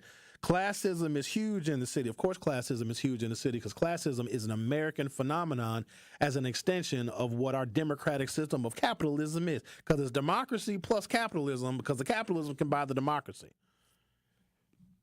People that have a certain amount of money do certain things. People that have a lot of money do more things. People that have less money do less things or do different things culturally and socially. Classism is essentially a fixture in America, so I'm not sure what we can do about that here in the city of Milwaukee. And then 3, the exodus of middle-class jobs. There has been an exodus of middle-class jobs since we started closing factories in the early 1970s. You know what a middle-class job is now? Being an elected official or being somewhere in management. That's what a middle-class job is now. Or being the executive director of a nonprofit that helps poor people in the city of Milwaukee. So, and there's a lot of people that hear what you say, T, about the middle-class jobs, and that's why there's been this encouragement for people to get involved in the trades, to be a welder or a plumber or an electrician or a carpenter, et cetera, because that is the last bastion of middle-class jobs. And I'm all for that for people that want to do that. If I don't want to work with fire and melt metal, then stop telling me to go be a welder. I have to be interested in welding. Don't tell me to go be a carpenter if I can't hit a nail. And it takes me a couple of whacks. Sometimes I got to nail stuff. My neighbor has a wooden fence. My neighbor doesn't take care of their wooden fence, and sometimes the planks on my neighbor's wooden fence fall into my driveway. And I don't like when my neighbor's planks fall into my driveway. Let me tell you why. Because my neighbor's planks on their fence, when they fall off of the post, there's nails sticking up, and I don't want to run over that because I'm already a grumpy old man. So I got my nails that I got in my garage, and I got me a hammer. So I get out there and I line up the nail because I want to put my neighbor's fence, the posts back up because they fall down sometimes because my neighbor don't take care of his fence, okay? And so I line that nail up real good, okay? And I got my hammer and I'm lining it up real good, trying to get my hand-eye coordination right. And I promise you, my first swing of that hammer, I missed that nail. I can't be a carpenter. Can't tell somebody like me, oh, Sherwin, you should be a carpenter. I can't hit a nail. Now, after about 3-4 tries, I get the nail. But I'm not a carpenter. Plumbers make incredible money. Every couple of years, I get a clogged sink. It just happens. I try all the things. I don't try the stuff no more. I used to try to drain out. You know what really works now? I'm going to give you all a little tip. It's going to save you a bunch of money. You know how your drains may get slow, like in the kitchen or in your bathroom? And just over time, I come to find out, because this happened during the pandemic, when you wash your hands, the oils that you're washing off of your hands actually builds up in your drain. It's just a natural thing that happens, because when you wash your hands, then the oils that's in your skin naturally, it can collect in the drain. So when your drain starts to get slow, here's a natural remedy to open up a slow drain. If it's clogged, then that's a whole nother thing you got to do. You got to call a plumber usually. But if it's slow, here's what you do. Because you know you don't want to pour all that Drano and all the liquid plumber into your drain because it messes up your drains and it goes into our like water supply system. That stuff is real bad. It's real poisonous stuff. Here's what you do when your drain is slow. Okay, yeah, you let all the water drain out your drain. Get you some baking soda, regular old baking soda. You know, baking soda that you got in the refrigerator. Just get you a couple tablespoons of baking soda and pour it in the drain. Okay, pour it in it. Pour it in the drain, and then just get regular vinegar. This white, regular distilled vinegar, and pour that in the drain on top of the baking soda, and it's going to foam and it's going to bubble up. That chemical reaction from the baking soda and the white vinegar will open up your slow drain. It works perfectly. So instead of getting the liquid plumber, instead of getting all those chemicals and pouring it down your drain, just a couple tablespoons of baking soda, pour it in there, and then you get some white distilled vinegar and you pour it in there, glug, glug, glug, glug, glug, and it's going to bubble up. And then it's going to clear your drain. Let's talk to Al. You're on 101.7 The Truth. How are you? I'm doing good. First thing I was going to say, they can find their passion or do both. Or if they don't want their sinks to clog up, they can rent a snake from Home Depot for 4 hours and they can snake their drains. YouTube is the best feature. I know a lot of people going to get upset. I think where we are right now, I think the only way the inner city will get better is if you diversify it.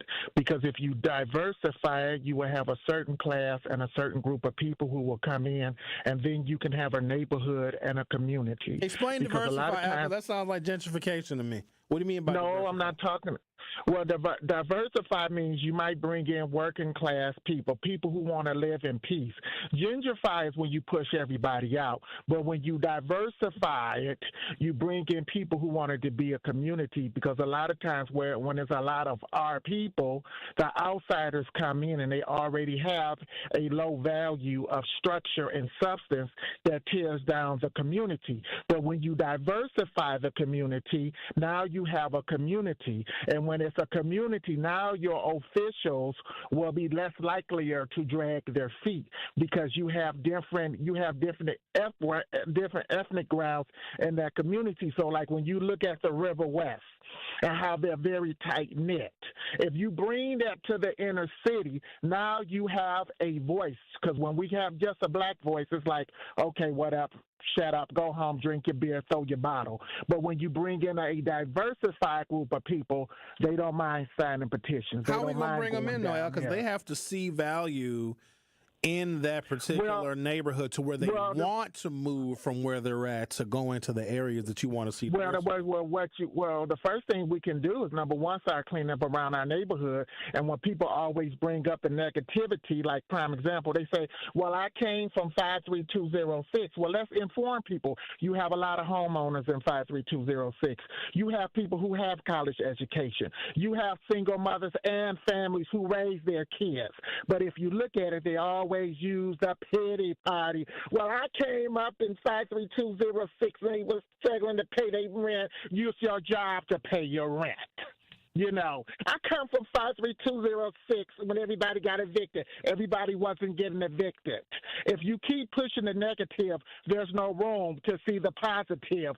So we have to push back when people use a pity party, because every time it comes to the inner city, it's a pity party. When I come out my door, that's all I see. Well, maybe you need to get you a set of glasses if that's all you see. If you push negative, you will never see no room for the growth to see the positive.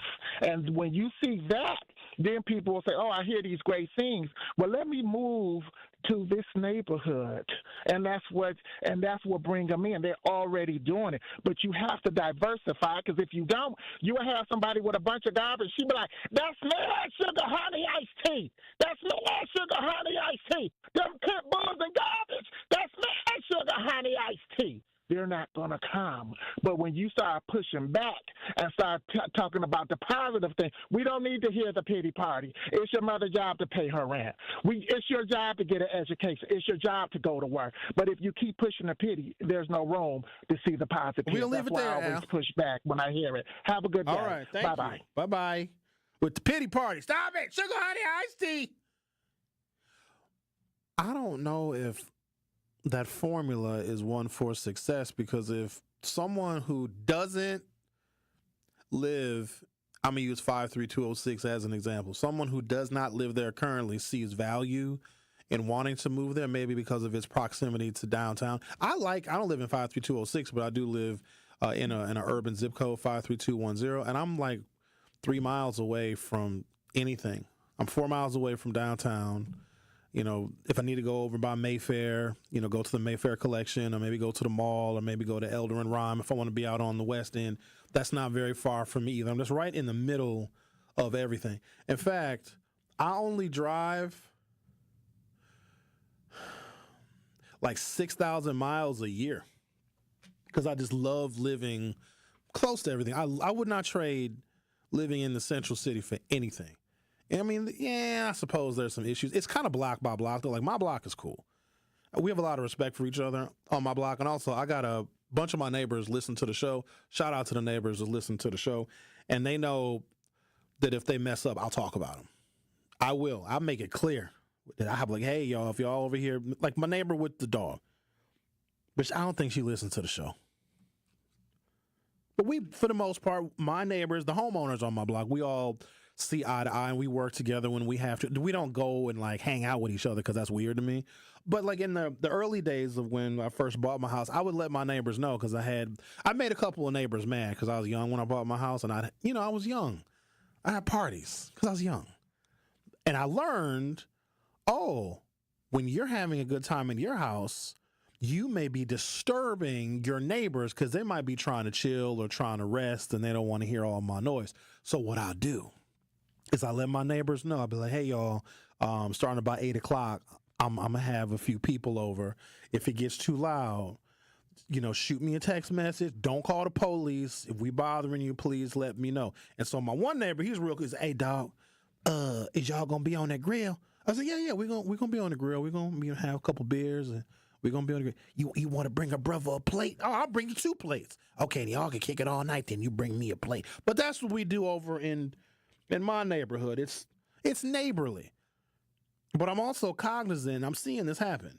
If there are people that see value in my neighborhood, in my block, and they want to move there, that may push somebody out because what they pay for that house may drive the value of our houses up, which will drive up the value of our assessments, which will drive up the property taxes, meaning if there's someone that comes in that wants to be a good neighbor, them moving in and the value that they see in our neighborhood, in our little community, in our little census tract may push somebody out. And that is gentrification to an opposite of really the point that Al was making. Al was saying, oh, no, that's not gentrification. It's people that want to, have a sense of community. Yeah, but that ultimately is going to push somebody out, though. I'm going to take a break, come back. We're going to talk to Shay. You know what we're doing today? We're just entertaining ideas and suggestions of what Milwaukee needs to do. We have the raw material to be an incredible city. And there are other people that see the potential of this city. Downtown is vibrant. We get all sorts of conventions here. We just spent $500 million redoing the Baird Center. If y'all have not been to the Baird Center, my word. What event was that at the Baird Center where it was a bunch of black people fighting and Ricky, you know what I'm talking about? And the ladies were fighting and their vaginas were showing? Unfortunately, I know what you're talking about. Weren't you there? Didn't you go to that? You're digressing. But no, I want to use that as an example, though, it was a fancy event. I think it was like an all-black affair. It was why do y'all do those? If I hear there's a color theme to the event, I'm not going. I know y'all going to get mad at me. I can take it. I'm used to it. Everybody comes for me. That's part of y'all supposed to come for me. Y'all are supposed to pick on me and mess with me.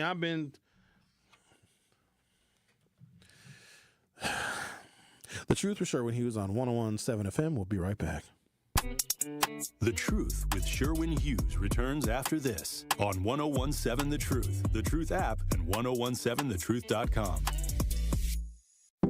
With Donald Trump dismantling the federal Department of Education, we need to make sure we have someone we trust running Wisconsin public schools. That's Democrat Jill Underly. As state superintendent, Democrat Jill Underly has fought to reduce class sizes, expand career and technical education, and she worked to pass a new literacy law that will help improve young kids' reading abilities. Her opponent is Republican lobbyist Brittany Kinzer. Kinzer is backed by the same MAGA millionaires that put Donald Trump in the White House. And when Republican lobbyist Brittany Kinzer was asked about Donald Trump dismantling the Department of Education, Kinzer said, quote, "It's fine." Well, it's not fine, Brittany. We need someone to lead Wisconsin public schools who will be a champion for our kids and community, not a puppet for Donald Trump and the Republicans. On Election Day, April 1st, vote for Democrat Jill Underly for state superintendent. Paid for by the Democratic Party of Wisconsin, authorized by Underly for WI. The Empowerment Small Business Loan Program, we're talking about up to $5 million, which for small business owners, we need that. That's like payroll, that's resources. So can you just let us know what is the program and why is this lending program so important to Old National Bank? Years ago, our CEO, Jim Ryan, this program is his brainchild. He was working with Roland Shelton, who you know, Denise, out of Evansville, and they identified that African-American business owners, Hispanic business owners, Native American business owners, as well as women business owners had a difficult time in obtaining financing from the traditional credit partners. And so we went out, created a program, launched it last year in 2023. And so far last year, we have helped over 100 successful minority and women-owned businesses with about $25 million in loans. We've already started this year with almost $8 million in approvals, again, geared toward minority business owners and women business owners that normally had difficulties in obtaining traditional credit finance. Great impressions will exceed your expectations. Great impressions, perceptions, everything. At Great Impressions Graphics and Printing, they've been proudly serving the community for over 26 years. From their location at the corner of 54th and Burleigh in Milwaukee, their dedication to quality and customer satisfaction has made them a trusted name in printing and design. Great Impressions offer a wide range of services, including banners, posters, yard signs, business cards, programs, and postcards. Plus, they specialize in custom apparel printing, perfect for family reunions, sports outings, business promotions, and more. For your next project, visit greatimpress.com. That's greatimpress.com. Great Impressions. They're here when you need them. Great impressions, perceptions, everything. You are listening to The Truth with Sherwin Hughes on 1017 The Truth, The Truth app, at 1017thetruth.com. Dreams of you, still are so fine, so oh, baby, since I love you, so is my state of mind. Since we've been, I should DJ an all-white party, an all-black party. Yeah, there was one at the Baird Center, and the Baird Center is beautiful. My first time really exploring all of the renovations at the Baird Center. It used to be the Midwest Express Center, then the Wisconsin Center. Now the Baird Corporation has the naming rights to it, and they spent a lot of money renovating. Oh, it's so beautiful. It's sophisticated and it's classy, and I think that Milwaukee deserves something like that, because if we're going to get more money to invest in this city, then we need to have attractions. Because when people come here, here's how it's supposed to work. I just want people to know how funding works for cities. Downtown is worth investing in because there's a lot of things for people to do and spend money. There's a lot of bars, a lot of restaurants, there's entertainment venues, live music, whatever. There's a lot of alcohol sales, a lot of food sales. Well, all of those things are taxed. There's a sales tax. In fact, our sales tax has gone up recently.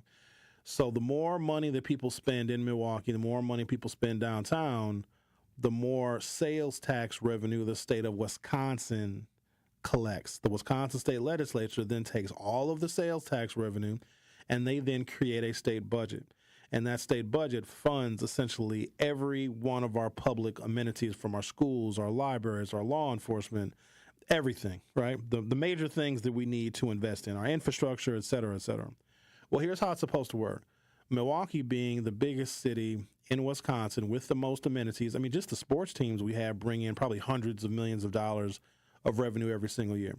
And when state lawmakers create the budget, they're supposed to say, hey, Milwaukee brought in $30 billion and added that to the state budget. So when we are creating a budget for Milwaukee, let's give Milwaukee even more money because it's a better return on our investment.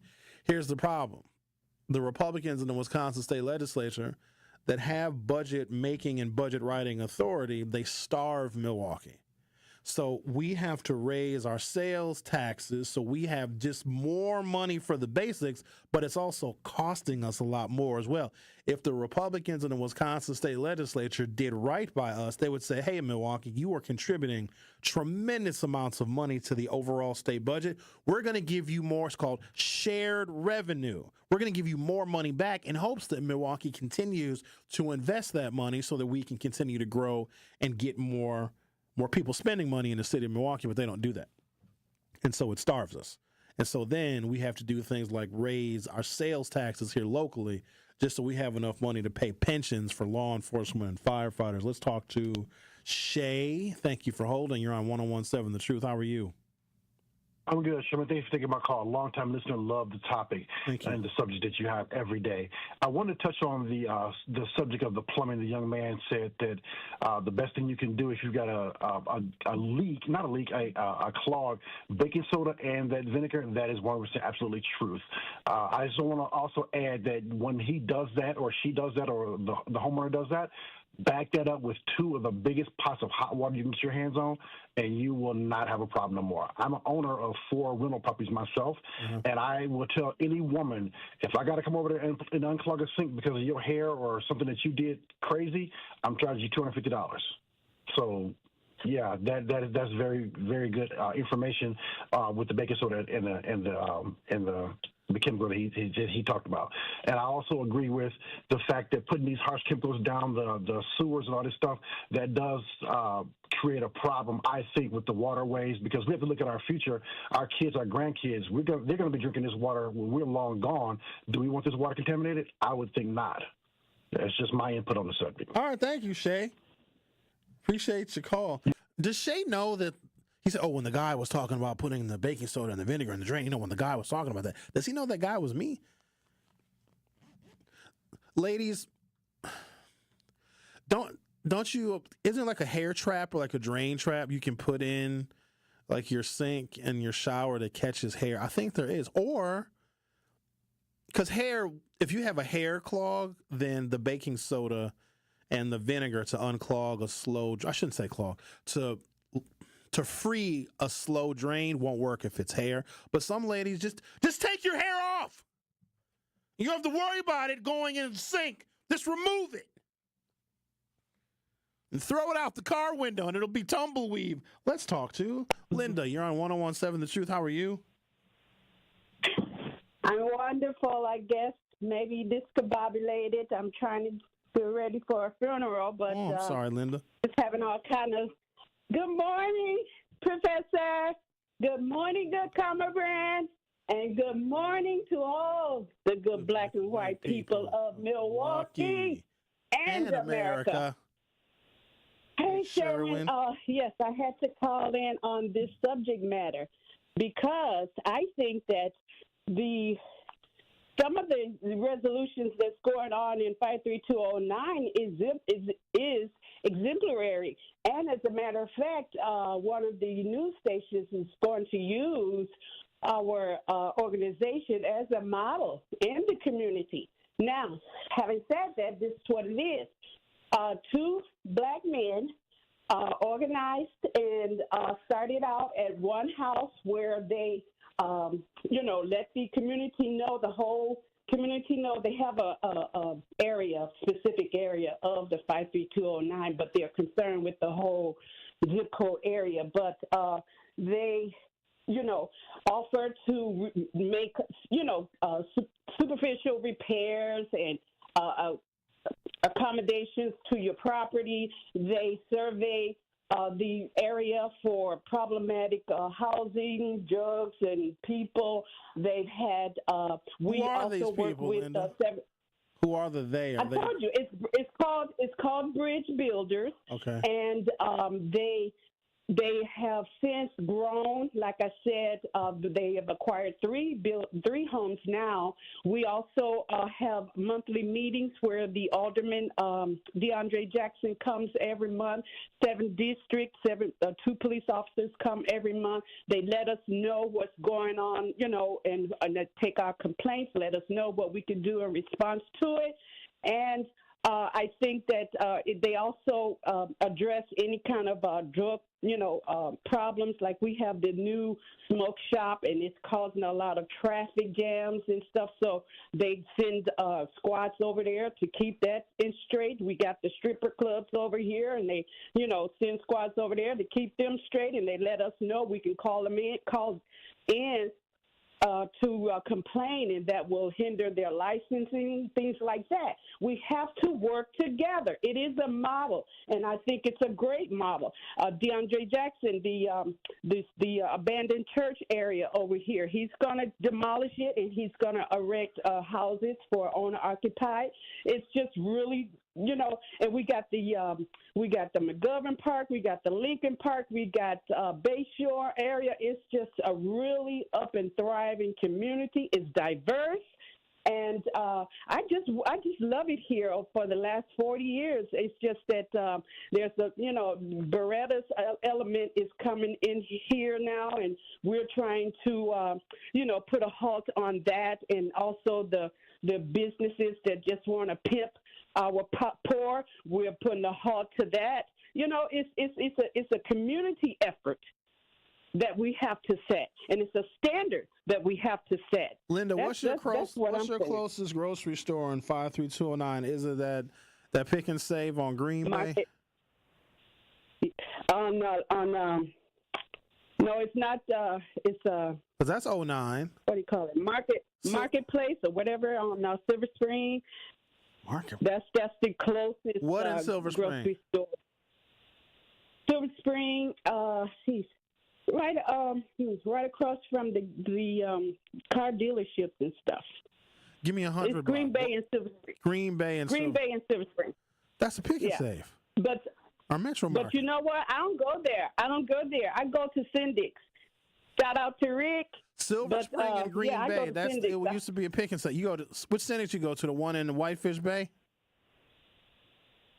Yeah, okay. I go to Syndic's in Whitefish Bay because because I think it just gives you a more shopping experience where you don't feel like you're in a warehouse. You don't feel like you on a conveyor belt trying to get stuff. It's just more wholesome shopping. Costs too much. It's too expensive. Syndic's, I just think it's fresh. It gives you a variation of your foods and your fruits, and it's not just packaged and you are on a offering.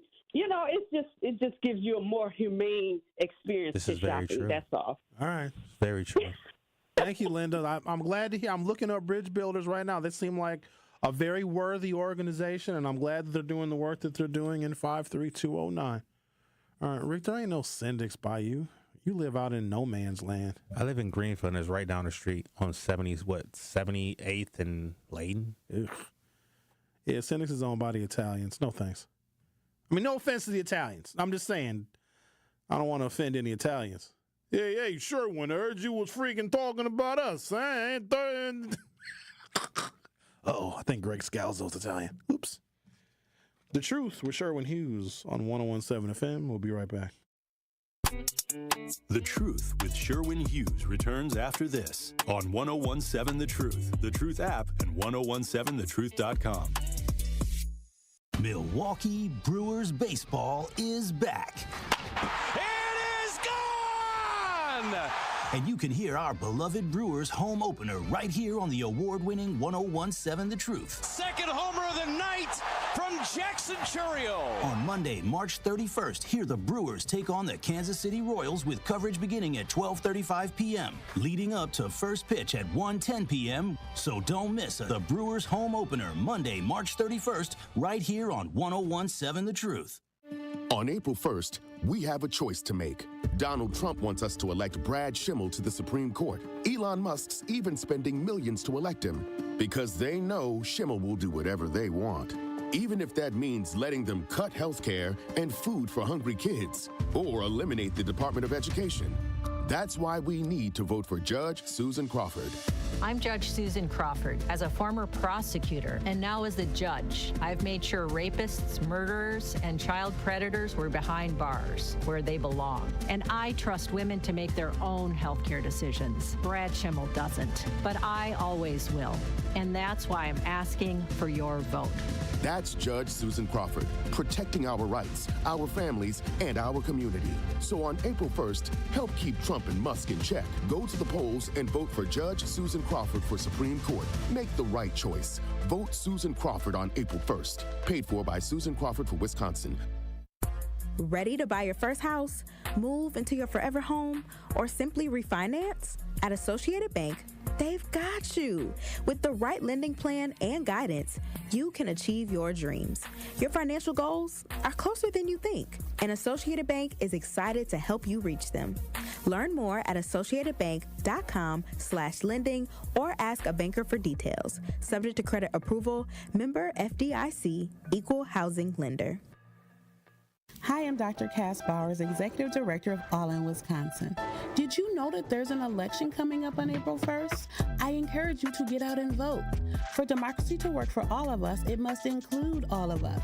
Vote to protect our rights and freedoms. I also urge you to vote no on the voter ID amendment on the ballot. Safe elections mean that no one is left out of the process, and we don't need more barriers to voting. Make your voices heard. Visit allinwi.org for more information.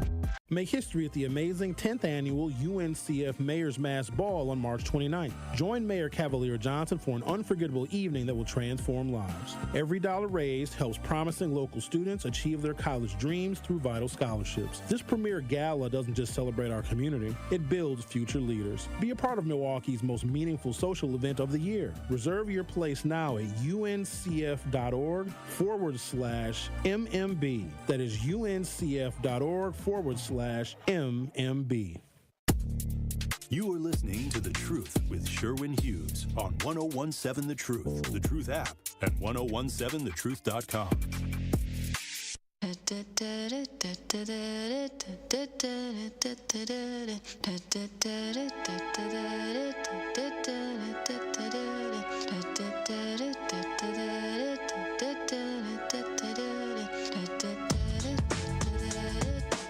D. Donald says, why does Milwaukee have so much money to spend on bump outs and roundabouts but can't fix potholes?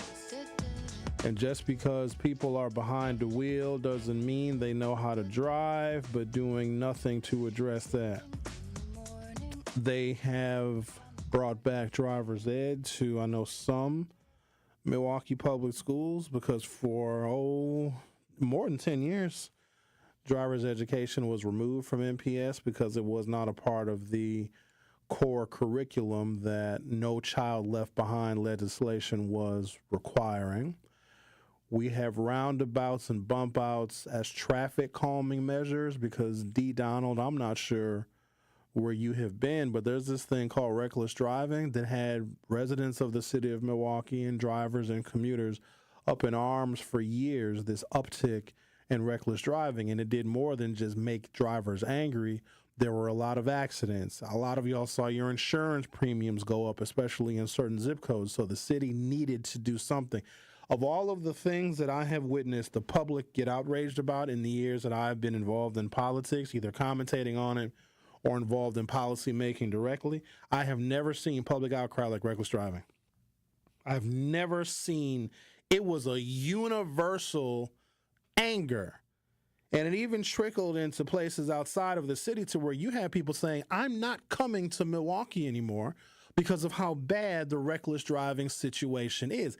And that is going to perk up some ears of legislators, because once they hear that people are no longer going to come to Milwaukee to our different our venues and our entertainments and our events, that means that less money is going to get spent here. That means that there's going to be less tax collection. That's less money that we have to invest in the city of Milwaukee. So it was, when I say a top priority of members of the public, reckless driving, it still ranks very, very high.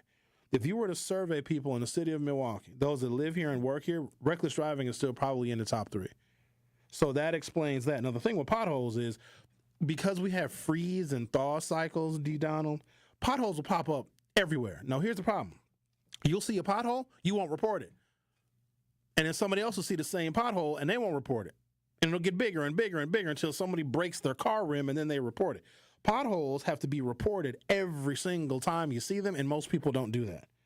But those are common living in the upper Midwest, where we have freeze and thaw cycles, because whatever it is that we use to either create our roads, it's a cost-saving formula of whatever the concrete asphalt mixture is that we create our roads with. It doesn't last very long. So to say that we don't have money to fill potholes, we do. They just have to be reported. But the reason why we have the roundabouts is because they do a better job of slowing traffic than stop signs, because stop signs in Milwaukee are optional. Not for me. I don't want to get into a car accident. I really don't, because I don't like them. I don't like having to deal with another person, and chances are they probably don't have insurance. Why don't we enforce car insurance? I don't get pulled over very often, but the last couple times I've been pulled over, and I got to go back, good Lord, probably 10, 15 years. Mandatory car insurance has been a law in Wisconsin for at least 20 years. The last time you all were pulled over, I'm very curious about this. Did you have to show proof of insurance? I never have to. If you don't have car insurance, I don't care who's listening, your car should get towed, because if you hit something, you ain't going to have enough money to pay for the damage that you have done. If you do not have car insurance, you should not be driving. We need to confiscate your car right there on the spot, and you are walking home, because the damage that you can do with a vehicle, if you don't have enough cash in the bank to cover what kind of damage you can do to property with a vehicle, you should not be driving. The Truth with Sherwin Hughes. We'll be back for hour 3. The Truth with Sherwin Hughes returns after this on 1017 The Truth, The Truth app, and 1017thetruth.com. Join your boy Tory Lowe and the Truth Team for our community cleanup on Saturday, April 12th. Go to truthcommunitycleanup.com to sign up to volunteer at one of our 3 cleanup locations. Everyone who joins gets a free lunch provided by Cousin Subs. Register today by visiting truthcommunitycleanup.com. Bring the whole family to help clean our city. The Tory Lowe Cleanup is presented by 1MKE and sponsored by Cousin Subs, Ray's Coca-Cola, Landmark Credit Union, U.S. Cellular, and Waste Management. Here at the new 1017 The Truth, we aim to be a staple in Milwaukee's Black community. We are committed to partnering with local organizations and supporting Black-owned businesses. We are proud to call Milwaukee our city and promise to be a positive reflection of our community. We look forward to celebrating Black culture and excellence with you every day as we make history and continue to uplift the voices in our city. Join us for the journey at the new 1017 The Truth, founded by Gruber Law Offices, Milwaukee Black Talk. Prostate cancer screening is a simple blood test. It's a simple blood test. Get it done. Your family history of prostate cancer increases the risk for all the men in your family. It's a simple blood test. Get it done. Prostate cancer is most treatable when it's detected early. It's a simple blood test. Get it done. Men, it's your life. That's why it's so important to talk to your doctor about getting tested. If you want info on how to take action, the Prostate Cancer Foundation is here to help. For more than 30 years, PCF, a leader in scientific breakthroughs, has funded cutting-edge research that speeds new treatments into clinics, helping patients live longer with fewer complications. Go to pcf.org to learn more about prostate cancer and how you can advocate for yourself. Remember, it's your life, and it's a simple blood test. Get it done. We are the keepers of the wild, America's original and most invested conservationists. For more than 80 years, we've been committed to conserving wildlife and the natural landscapes that define our nation. From rugged alpine ridgelines to peaceful tall grass prairies, we've supported the conservation of more than 36 million acres of American wildlands. Our funding has led to cleaner water, fresher air, and improved wildlife habitat. From abundant fish and waterfowl populations to robust deer and elk herds, nothing is more important than maintaining wild spaces for adventurers to explore and wildlife to thrive. We are America's hunters and target shooters, stewards of the American outdoors. America's hunters and target shooters, along with firearm, ammunition, and archery manufacturers, have invested more than $46 billion to help state fish and wildlife agencies manage and protect wildlife and wildlands across America. For more information, visit outdoorstewards.org. Truth Nation, stand up and tap in. This is 1017 FM, 1510 AM WGKB Waukesha and W269DL Milwaukee, a locally owned Good Karma brand station. You are listening to The Truth with Sherwin Hughes on 1017 The Truth, The Truth app, and 1017thetruth.com.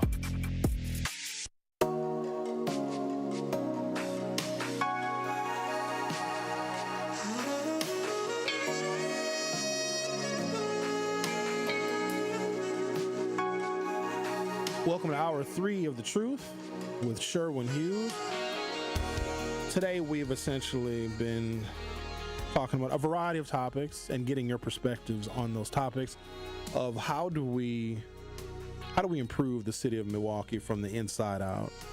How do we reshape the culture of this town? And how do we utilize some of the brain power that we have here? There's a lot of really, really intelligent people here, and we don't want to lose them to other cities where they can take that brain power and that intelligence and help improve other cities. We need it right here.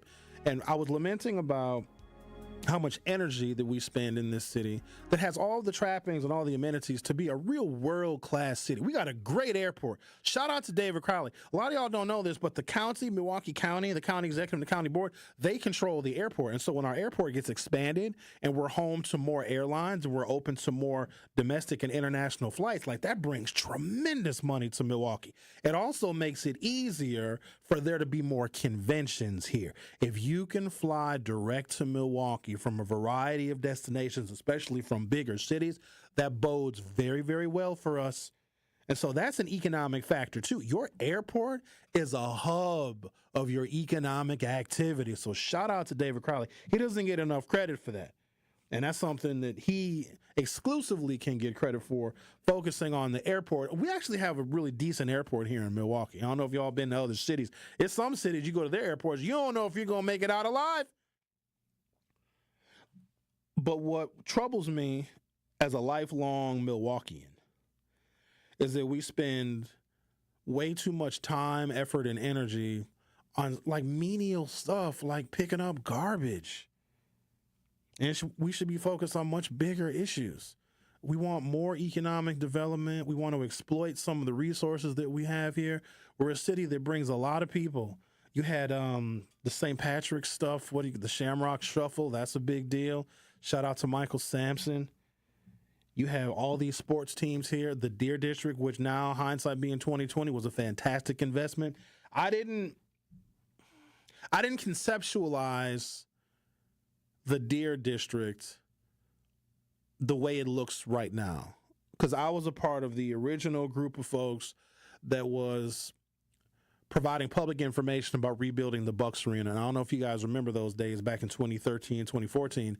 There was not a lot of public interest to spend public tax dollars on tearing down the Bradley Center and building the Fiserv Forum. There was not a lot of motivation. There's a lot of other things that were going on. Scott Walker was governor.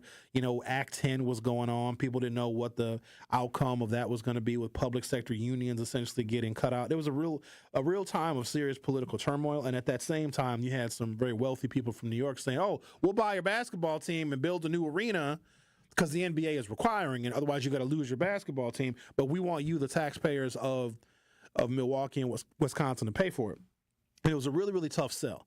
Now, ultimately, I was supportive of it because I know that when you have a sports team that brings people and people bring wallets. And when people bring wallets and spend money, that is more money for us, theoretically, to invest back in the city of Milwaukee. Let me give you this one example. Let's say Giannis makes $500,000 a game. I don't know how much money he makes a game, but if you look at whatever his contract is, Giannis and all of the Milwaukee Bucks and all of the teams that play the Milwaukee Bucks make X amount of dollars per game, okay? The state income tax in Wisconsin is 6%. I want you to do the math on this now. So I'm just going to take Giannis as one example. Now, there's going to be 9 other people on the court all making X amount of dollars per game. So if Giannis makes $500,000 per game, for that game, Giannis owes in income taxes $30,000. And that's just him. So multiply that 6% income tax on all of the players that are playing in any game in the Fiserv Forum. It also is the Milwaukee Brewers. Whatever they make per game, they are subject to an income tax based upon whatever dollar amount their salary, their contract is per game. That's all money that we get to keep. If we did not have the Fiserv Forum and the Bucks, we would lose all of those players. We would lose all of the 6% income tax that we could charge them, not to mention, the additional money that is made, bars, restaurants, parking, et cetera, et cetera. So that's what sold me on it. And I then went out and communicated that to the broader community. And so it was a worthwhile investment. But I never envisioned that the Deer District would be what it is right now. I go to every year Axe Housing, my favorite nonprofit organization in the whole city. If I'm going to be involved with a nonprofit, it's going to be one that encourages black people to be homeowners, to buy that house and to take ownership of that house and to take care of that house, to fix that house up, to pick up garbage in front of that house, and so you can build some damn equity. Because I'm tired of us being poor because we don't own homes. They do their big annual event in the Deer District, and every year I am just in awe of what the Deer District has become. So we have all of these wonderful amenities, but we spend too much time and energy arguing about menial stuff, like lamenting about the spikes in crime every single summer and arguing about picking up garbage and whose fault it is and whose responsibility it is, where we need to be better exploiting some of the amenities that we have in this city so we can improve everybody's situation and condition in this town. That's what I want us to do. And there's a lot of innovative thinkers here. Some of the smartest people I've ever met. I'll be honest with you. The smartest people I've ever met right here in the city of Milwaukee. Problem is we can't keep them. They go to Chicago, they go to D.C., or they go to New York. Some people are just born bigger than Milwaukee. They are. And that's not an insult to people that are here, but y'all know there's some people that you meet in this town, you're like, oh, you're not long for this world. You're not going to be here very long. Because their talents here are not recognized. And we get mad sometimes when there's someone who is from here, and they leave Milwaukee, but they don't claim it. Todd from Arrested Development, speech. I think he claims Milwaukee now. But for a while, when Arrested Development was popular back when I was in high school, the early 1990s, Todd would tell people he was from Atlanta. That's all right. I don't blame him. Now, I think there's a bit of a tide turn. Now, if somebody is from Milwaukee and they go somewhere else, they say they're from Milwaukee. But we also have people that lie a little bit. They'll be from like Shorewood or Whitefish Bay or Franklin and say they're from Milwaukee. No, you're not. You're not from Milwaukee. Let's talk to, look who's on line one. Hello, Israel. I hope you've been staying out of trouble. Yeah, I've been trying to stay in the light a little bit more. Oh, well, whatever that means. Okay. So I heard the comment that the alderman may have struck a chord because people are a reflection of their environment. A princess lives in a castle, right? A millionaire usually lives in a mansion, right? A serf usually lives in slums, right? So we got to take a little bit more personal accountability and stop playing on paranoia, people's confidence, and insecurity so much, so we can learn to be a little bit more functional instead of dysfunctional, to work on communication.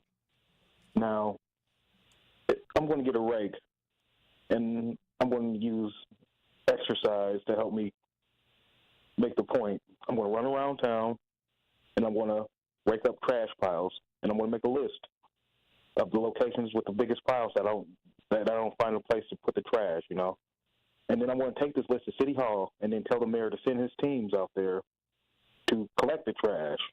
Or if there's any people in his residence that notice these trash piles, they can also ask their neighbors to help them. I think that's reasonable. So you're gonna collect the trash and put it in piles, and then tell the mayor's team to go pick up the piles of trash that you've collected. You're gonna put them. The trash piles are gonna be okay. How about just a small suggestion, Israel? Do what you want, but how about when you're collecting the piles of trash, you put that trash in bags, and then we can put like that trash in dumpsters or proper receptacles. Well, not a lot of places are going to have proper receptacles. Okay. Oh. And then that's kind of costly on my part too. That's a lot of trash bags. But you're going to just pile the trash up. Well, I guess I can bag it up. There you go. For the most part, but if I run out of bags. However, I am kind of concerned with things like needles and broken glass too. Yeah, you gotta be careful. You know that there's organizations that provide trash bags.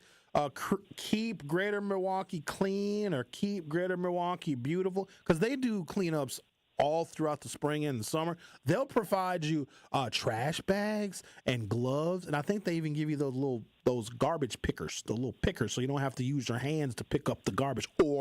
Or you can participate in the Tory Low neighborhood cleanup, which is going to be Saturday, April 12th from 8 a.m. until noon. And if you register for the last cleanup site at truthcommunitycleanup.com, you get a free lunch courtesy of Cousin Subs. You can just do that, because then you won't even have to plan where you're going to go pick up trash. You can just participate with the Truth Community Cleanup in Tory Low from 1 to 4. Nah, I could use a little help. But yeah, you can do is clean up. But that's just that one day out of the year. This is going to actually set the standard for people of the city, since, we use slurs so usually as descriptions, affirmations, and rationalizations. When somebody telling you the truth, it upsets you. It's kind of funny how a man who lacks initiative lacks respect. Yet somebody's telling you we have to do better. It hurts your feelings. I can imagine how that feels, like somebody kicking in your door and saying, clean this mess up. But to each his own, I guess. All right. A question for you, Israel. That's why I talked to you, Sherwin. What's going on? What was it? Wait, before you continue, what was the name of that place that you said that provides trash bags and everything? Hang on. What was the name of that place again? I'm going to find it for you. Keep Greater Milwaukee Beautiful. I have a phone number. Would you like a phone number? They're at 1313 West Mount Vernon. Phone number is 414-272-5462. 414-272-5462. They will assist anybody, anywhere, and wanting to do a neighborhood cleanup or even a cleanup of a single vacant lot or a block, anywhere. Keep Greater Milwaukee Beautiful. 414-272-5462. Tell them Sherwin Hughes sent you. All right. And I also made another point, too, a while ago at a Bucks game, and people going in, and there was kind of like this issue about Roman salutes and everything, and when in Rome, do what the Nazis do or something. What's that got to do with a Bucks game? Well, I just like to catch crowds of people in places like, who might be struggling with these feelings of, like, having to turn themselves in or this confliction because, like, we all live in our own skin and everything. So you go to people are suffering from something. What's that got to do with a Bucks game again? Well, so this is a crowd of people, I like to make sure I'm heard and not have to repeat myself too many times. Okay. So you go to Bucks games, and because there's a crowd there, and you don't like to repeat yourself, so when you say stuff at a Bucks game, a lot of people hear what you have to say. Yes. Okay. Are you inside the arena or are you outside? No. I don't like to bring the riffraff inside places. So you out there in the Deer District just yelling. You one of those people. You just out there yelling stuff. At least I'm not trying to sell bad tickets. Thank you for that. Okay, well, go on. People are suffering from PTSD, anxiety, and obsessive compulsive disorder. That's why people group together in cliques or factions, like racial issues or racial groups too. That's like a form of OCD. And so I said PTSD, trauma, anxiety, and OCD. There might have been a fifth one. Oh, yeah, paranoia. That's why people group together in racial groups. It's not about identity and it's not about cultural affiliation. It's because of a mental disorder is why you think like-minded people group themselves together. That all tracks. Okay, that makes sense to me. So this could be a topic worth actually exploring in today's age with the way people are kind of uncomfortable feeling these feelings of confliction and fear of how other people are feeling or thinking or looking at them. Israel, what do you do for a living? How do you pay your bills? I'm actually recovering from some gunshot wounds, so I'm getting back into it. I've been on Indeed though. Yeah. You're on Indeed. You're looking for a job currently. So right now you're unemployed? Yes. Okay. How do you pay for stuff like, food or rent or utilities? How do you? Thank the U.S. government for Quest cards at the moment. And I work out some stuff, other agreements. What kind of agreements? That's kind of personal at the moment. Do you sell dope? No, I actually don't like poison to the community. All right, well, what do you? Too much of that. So you have agreements. Like, are you handy? Do you do odd jobs for cash? Shout out to you if you do, because we need people like you to do odd jobs for cash. Is that what you do? Yeah, something like it. You don't want to tell us? No. Well, my skills kind of vary. I can do some maintenance, light carpentry, demolition, window washing, replacing windows and doors, simple stuff. Okay. I was just curious. All right, well, thank you for all that you do. And you be careful out there in these streets now. It's dangerous out there. Is it? A lot of times, if you don't let things bother you and just, don't bother people, you'll be all right out here. All right. Then you keep on doing what you're doing. It's all about the communication. All right. God is good all the time. And all the time, God is good. But you make it happen, remember. All right, then, now. Thank you, Israel. Okay, then. All right. He's still on the phone. I'm just going to go ahead and... There we go. All right. I feel like I got a lot out of that conversation. Did you really? I think so. Why? We explored many topics. You asked him about his business. So what? Is that a personal question? Somebody asked you what you do, Rick. Would you say, oh, that's personal? No, it's not. I'm a public figure. Nothing's personal. Man, what you mean you public? I'm a public figure. I DJ in public. Oh, good Lord. I'm on a radio in public. I'm really. A public figure. Yeah. All right. Take a break, come back, and talk to Millicent, because I know she's going to set us straight. She's going to be mad at somebody and going to give us the truth, because that's what we are here at 101.7 The Truth. We are, in fact, the truth. Don't go anywhere. I'll be right back. The Truth with Sherwin Hughes returns after this on 101.7 The Truth app, and 1017thetruth.com. Start jamming in the morning and get your daily drop of juice. Juice gets you hydrated and started for your day. And that's what we plan to do from 7 a.m. to 9 a.m. Every single morning, we're going to be keeping you in the mix, talking about everything you care about all before 9 a.m. So wipe that crust out your eyes and get ready for jamming with juice. Turning your mornings into your favorite part of the day. Get that stank breath out of here. Brush your It's teeth. it, bro. What? Catch Jammin' with Juice. From 7 a.m. to 9 a.m. Good morning, Milwaukee. On April 1st, we have a choice to make. Donald Trump wants us to elect Brad Schimmel to the Supreme Court. Elon Musk's even spending millions to elect him because they know Schimmel will do whatever they want, even if that means letting them cut health care and food for hungry kids or eliminate the Department of Education. That's why we need to vote for Judge Susan Crawford. I'm Judge Susan Crawford. As a former prosecutor and now as the judge, I've made sure rapists, murderers, and child predators were behind bars where they belong. And I trust women to make their own healthcare decisions. Brad Schimmel doesn't, but I always will. And that's why I'm asking for your vote. That's Judge Susan Crawford, protecting our rights, our families, and our community. So on April 1st, help keep Trump and Musk in check. Go to the polls and vote for Judge Susan Crawford for Supreme Court. Make the right choice. Vote Susan Crawford on April 1st. Paid for by Susan Crawford for Wisconsin. Ready to buy your first house, move into your forever home, or simply refinance? At Associated Bank, they've got you. With the right lending plan and guidance, you can achieve your dreams. Your financial goals are closer than you think, and Associated Bank is excited to help you reach them. Learn more at associatedbank.com/lending or ask a banker for details. Subject to credit approval, member FDIC, equal housing lender. Hi, I'm Dr. Cass Bowers, Executive Director of All in Wisconsin. Did you know that there's an election coming up on April 1st? I encourage you to get out and vote. For democracy to work for all of us, it must include all of us. Vote to protect our rights and freedoms. I also urge you to vote no on the voter ID amendment on the ballot. Safe elections mean that no one is left out of the process, and we don't need more barriers to voting. Make your voices heard. Visit allinwi.org for more information. The Alpha Phi Alpha, Delta Chi Lambda, 7 Jewels Foundation Incorporated has supported over 125 young men through the Young Gentlemen's Scholarship Botillion. We're asking for your support to help continue this important work and empower the next generation of leaders. Through this program, young men receive mentorship, personal development, and scholarships to achieve their dreams. We need your help to raise over $20,000 in scholarships, including a $5,000 grand prize. Call 414-364-2835 to make a difference today. Support the Botillion, invest in the future of our young men.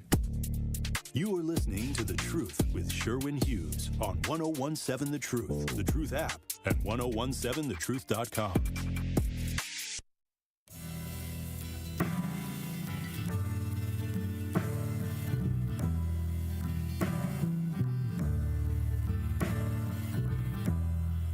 Nights in white satin, never reaching the end. Letters I've written, never meaning to send. I watched a classic piece of cinema over the weekend. Casino. Sharon Stone, Joe Pesci, and Robert De Niro. That is a monster piece of cinema. That's a Martin Scorsese movie, and this song, Nights in White Satin, appears in this song in a very pivotal scene. Love this song. Let's talk to Millicent. You're on 1017 The Truth. How are you? I am fine. Good morning. You know, last week you put something out about the letter that you got from a restaurant owner. And that has been on my mind because I'm empathizing with them because they really can't tell us apart. There's nothing that distinguishes black people from the others. And you and I have had this discussion before about us doing something to kind of identify ourselves. Like maybe, you know, Jewish people wear the Star of David, or maybe we wear a black emblem or something. But we do need to distinguish and separate ourselves. Millicent, that's very dangerous. So are you trying to say that, like, the good, decent, law-abiding, honest black people need to identify themselves? No, I'm saying black people need to be, because there are some black people, we just not honest, but we still good people. Okay. But we're different from those other people, the ends. So what you're saying, that's exactly what you're saying. Decent, non-N-word black people need to wear a sticker. Right. Oh, God. Or something to give them a fair, because it's not fair. Because when you go into places, and I notice it, you know, people think, oh, they just left. Now here comes another one. But then after a minute, maybe they catch it, but sometimes they don't. And we even do that. We can't tell right away until they start doing something that they're different from us. I want to explore this idea. So the good black people, like the ones that, you know, you don't have to worry about because they're going to be respectful and decent, they wear something to signify that they're one of the good ones. Is that? But what if like one of the bad ones wore? What if say it again? They're going to wear what now? You know, like how the Jewish people do. They got the Star of David to distinguish. And you don't think that black people would be targeted if we wore something that identified who we are? Like, even if if we're good black people and we put a little sticker on our left shoulder. Bad black people would still do the same thing, though. And we would get targeted. They would shoot us. We'd get robbed. We'd get our car stolen. If we identify ourselves as being better than other African Americans, we would probably deserve to get shot, because that's a horrible thing to do. No, because but it's true, and we need to do something because it's getting out of hand. You know, like, and I'm going to use this as my example. Even with Lamont Westmoreland, what he said was true. You cannot dispute the truth. Even if it comes to you in an ugly way, it's still the truth. And as long as you become weak when you hear the truth, that's on you. But it's still the truth. And if it hurts like that, it's because it's true. And you need to work on that. You can't whine about it. Because, I don't know. I guess I'm just a little different. You know, people say I'm mean, but it's true. So where do we get our stickers from? Where do I get my good? And how do you obtain the sticker? Like, is there a test you have to pass? Is there like a membership you have to pass? Oh, you got to pass a test, and it's a membership. Okay. All those things. It's kind of like being an honorary black man. You know, it's certain things that can get that black man title taken from you. So you need to demonstrate that you're qualified. And that's what people aren't doing. They're not demonstrating that they're qualified to be in our black culture. Okay. This feels really racist to me, Millicent. How we're stratifying. I know it. It is very racist, but it's true. But what if a white person decided that they were going to come up with the formula of what black people get the acceptable sticker and which ones don't? Which ones get identified as good? Because what if it's them? What if it's white people? That's not. No, it's not in their means to be able to distinguish that. That's something that we do. But I'm just saying, we are in a situation now where people are being judged by the actions of other people. And I don't think that's fair. I don't think me being judged by what the woman ahead of me did is fair. Just like them saying you can't come in their restaurant because you're black isn't fair. I guess I look at it from a different sense of, when are we going to step up and say we are better than this? And if you want to stay in that hole, stay in that hole. But I'm climbing out this hole. I want to be better than this. Okay. Isn't it some point where I want to find a way to agree with you, but this is even more racist than I'm even comfortable being, because if you have these good these identified black people, like those are the good ones, those are the ones you shouldn't judge harshly, well then don't we have to worry about the other black people that we are excluding rebelling against us? Because there's going to be, I shouldn't even say us. I don't want to include myself in that. But you know what? They're already doing that. They're already hurting us. They're already hurting us. They're pulling us down. We take 2 strokes, and then we got to take 5 backstrokes because they pulling us back. So it's already hurting us. It's not like they're not inflicting pain on us now. I mean, that's why older women can't go to the grocery store and be looking in their purse, because somebody will hit them in the head because they're not one of the good ones. Well, how do we identify good white people? Because we need to be able to identify white people that are racist and that don't like us. You know what, though? But do we really? Because we know they all pretty much have some kind of racism going on. But in our community, where we live, where we stay, you know, it shouldn't be that when I get to the black community, I got to start waiting for the stoplight when it changes, because I don't know if man gonna come through. You know, it's such a distinct difference. You drive different in Waukesha than you do on Capitol. The comfort level. Why can't I have that same comfort level? I should not have it because there are some people out here that don't want to be right in my community. It's not fair. You know, you got women now, women and men in their late 60s that are scared to drive. They've worked hard. They did everything they were supposed to. Now they're supposed to be able to be enjoying life, and they scared to go out their house. Come on, that's not fair. You're right. It's not. I agree. It's not fair. It's not. And the fearfulness, like, oh, we was going to go to the play tonight, but, girl, you know, they've been clowning down there downtown. We better not go. Why do we have to? The good people seem to always have to back up to let the nuts go through, and that's not fair. All right, Millicent, I hear then you want the good people to pay for everything that y'all don't have. And I guess I don't get that. You know, like with this trash out here. Y'all know it's trash in front of y'all house. Y'all know y'all throw trash out. Why won't you pick the trash up? And I'm tired of it saying because we don't own the property, we don't have nothing. When we lived in them shacks, when we were slaves, we swept that dirt porch. And we were never going to own it. So come on.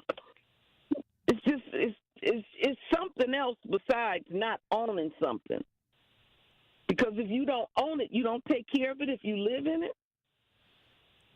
Fair enough. We're going to leave it there, Millicent. You gave us a lot. Okay. We appreciate your call. Thank you. Oh, you're welcome. I think that was the most racist thing I've ever heard from a black person in my entire life. Oh, my God. She said the good black people should identify themselves as with like a sticker. Like, she's like, you know, like the Jews and a Star of David. First of all, Jews don't always identify themselves with the Star of David because it depends on where they are. It could carry a lot more risk than reward. I guess I see what she's saying, but you can't. Hi, I'm a good black. Treat me better than everyone else. I have a sticker. Look, I passed the test and paid the membership fee to be a part of the Good Blacks Club. Please treat me differently. You can't do that. Sounds like pick me. Worse than pick me, because you got to think about all the other black people that are kept out of quote. Because, oh boy, I don't even want to entertain this because this will give white people a lot of ideas. Do it. No, I'm not. That's a Millicent thing. Do it. I would be curious as to what her process is of how you become a good black. And not that I would participate. Ooh, this is a good podcast title. How to Become a Good Black. Don't do that, Rick. Yeah, I'm gonna do it. Because you'll have white people listening for the wrong reasons. See, this is what these Negroes need. I've been telling them they've got to act more like Dr. King and be more nonviolent. It's a little bit more complicated than that. But Al, you said something in the YouTube chat, Al, which doesn't make any sense to me. You say insurance is attached to license plates. Is that something you're suggesting? Because right now it's not. If you run someone's license plate, if a cop runs your license plate, they don't know if the individual driving that vehicle has insurance, because when we register vehicles, unless I've been doing it wrong, you do not have to have proof of insurance. When I get sent the thing in the mail saying that my registration is about to expire, I never have to provide any proof of auto insurance to register my vehicle. Now, maybe we should do that. Every person who drives a motor vehicle needs to have insurance. If you cannot afford insurance, then you cannot afford to drive. Just like if you go out to eat and you can't tip, you can't go out to eat. Make grilled cheese sandwiches at home. And there's nothing wrong with a grilled cheese sandwich. I have had some very delicious grilled cheese sandwiches in my day. You have to have insurance on your vehicle. You can kill somebody with a vehicle. You can do a bunch of property damage with a vehicle. You will put yourself in permanent financial ruin if you are out here driving a vehicle with no insurance. And I know I'm triggering a bunch of y'all. Just the anxiety that you must have. Because there was a period of time where I sent my insurance payment in, but they hadn't received it. Even though I was covered, I felt nervous because in that like little moment of time in that 12 hours where they had not yet received my insurance payment and I'm driving, this will be the time I'll get into an accident, cause $100,000 worth of damage and have to come out of my pocket. It is not worth it to have that anxiety, especially with how crazy these drivers are. You know what a nightmare is for me? To get hit by one of you fools, not one of you fools, but, you know, a generic fool, and they don't have insurance. Now my Chevy Volt looks like a crumpled up Coca-Cola can. I'd be very angry if that happened. And then you got to take the person to court, and they get their wages garnished, but they only make $300 a week, so I'm getting $9 every week to pay for my vehicle. I don't want that. Just get some insurance. Got to have it, insurance. And maybe if more people purchase into insurance, that they could lower the cost because we would get a group rate. Like, that's a big pet peeve of mine. You should not be out here on these dangerous Milwaukee streets driving a motor vehicle where you can cause a tremendous amount of damage. Do you know if you hit somebody and they get, like, hurt, and they got to go to the hospital, like, you're responsible for their medical bills until they're no longer hurt, and they might be hurt forever? You don't want to deal with that. That's why you got to have insurance. Zach, you got insurance? Ricky, I ain't going to dare ask you if you got insurance. You look uninsured. I got insurance. You sure? Who's your insurance provider, Ricky? Don't worry about it. I got insurance. Exactly. It's always don't worry about it. What about you, Zach? You asking people a lot of questions. Let's ask some questions about Sherwin. You and everybody else's business. Have a seat, Ricky. What? Why don't you put your camera on? You want to ask me questions? Get on camera. I got to take a break. Why are you both standing up? Because I'm getting tired of your sugar honey iced tea. What? I got Progressive. Thank you, Zach. Now make Ricky answer the same question. You know, we're sponsored by American Family Insurance. They'll probably give you a good rate. American Family Insurance. I got Progressive. That's a progressive ass lie. The Truth with Sherwin Hughes on 101.7 FM. We'll be right back. The Truth with Sherwin Hughes returns after this on 101.7 The Truth app, and 1017thetruth.com. This is Dr. Howard Fuller. I'm here because I support Brittany Kinzer to be the state superintendent of Wisconsin. I believe that Brittany will restore high academic standards. I believe that she will truly work to make parents a partner in the education of their children. I believe that she will be very transparent with the citizens of this state about what it is that's happening to our children. But the reason why I'm supporting Brittany beyond those important things is because I know that she cares deeply about children. I know that when she makes a decision as to what DPI should do, that decision will be based on her belief of what is best for children. We need a state superintendent who supports high standards. We need a state superintendent who supports transparency. We need Brittany Kinzer to be the state superintendent. Vote Brittany Kinzer for DPI on or before April 1st. Paid for by Kinzer for Our Wisconsin Kids. Great impressions will exceed your expectations. Great impressions, perceptions, everything. At Great Impressions Graphics and Printing, they've been proudly serving the community for over 26 years. From their location at the corner of 54th and Burleigh in Milwaukee, their dedication to quality and customer satisfaction has made them a trusted name in printing and design. Great Impressions offer a wide range of services, including banners, posters, yard signs, business cards, programs, and postcards. Plus, they specialize in custom apparel printing, perfect for family reunions, sports outings, business promotions, and more. For your next project, visit greatimpress.com. That's greatimpress.com. Great Impressions. They're here when you need them. Great impressions, perceptions, everything. It's 101.7 The Truth's Dr. Ken Harris for Pella Windows and Doors of Wisconsin. We talk a lot about the unprecedented quality and service you get from Pella, but talking to the people who work there, you can tell how much they genuinely love what they do. Helping fulfill people's dreams is very rewarding to them, and it shows through their tremendous efforts. Pella consultants take the time to listen to each customer, finding the right solution that works for their home. They know that everyone's situation is different. Maybe you have a historic home you're renovating, or it's a new build with unique finishes. Pella designers can customize windows and doors to perfectly match any one-of-a-kind abode. They're with you from start till finish. It's like having a friend on call throughout the project and beyond. They don't disappear after the sale. So why wait? Get the Pella experience and this incredible deal. 0% interest for up to 6 years on brand new Pella windows and doors. Certain restrictions apply. Ends March 31st, 2025. Get started today at PellaWI.com. You are listening to The Truth with Sherwin Hughes on 1017 The Truth, The Truth app, at 1017thetruth.com.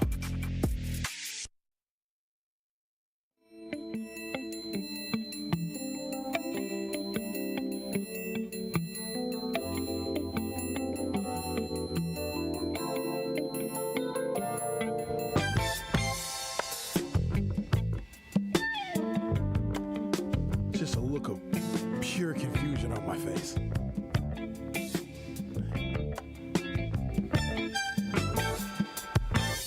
Let's talk to Aaron. Hi, Aaron. You're on 101. How we doing? Oh, doing okay. How you doing? Well, I'm over here. I run my own business over here in Milwaukee, and I'm actually over here at Waste Management dumping a dumpster as I'm talking to you. So what's going on today, Aaron? Well, I listened to that last lady. I think she nailed it on the head. You know, some people don't want to hear the truth, and I think she actually nailed it on the head. I'm not quite sure how other people see it. You know, me personally, I mean, I work in the inner city, and I deal with a lot of great people in the inner city. And of course, there's a lot of people that unfortunately I've ran across that, you know, you're just talking about insurance. Well, I've had 4 people in Milwaukee, women, already hit me 4 times, and it cost me $20,000 in insurance. Oh. You know, they didn't have insurance. You know, so you know, I drive a big Kenworth, and I drive a 4500 for my business, and both of them were hit, and nobody had insurance. But going back to what she was saying, I mean, is there racism? I guess I have a different perspective on that. You know, with my godfather being black and teaching my dad how black people thought back in the 70s as being cops together, partners together. I was never brought up with racism, I guess, because most of my friends were black, so I never really saw that. But, yeah, you could definitely see. I don't think it's a racism issue. No, me personally, no. This is just my opinion because, remember, I'm not black, so I don't run across that kind of stuff. But, you know, I see, you know, white people without a doubt and black women, you know, clenching their purses when they're around a certain element. Now, that I don't judge on being black or white. I judge, I guess, on the way their character is, how they conduct themselves. That's how I judge white and black and Mexican, Puerto Rican. You know, being in the Marine Corps, I pretty much saw and worked with just about every nationality out there. And I have never ran across, you know, even in the Marine Corps, talking to my buddies who are Mexican, never ran across racism.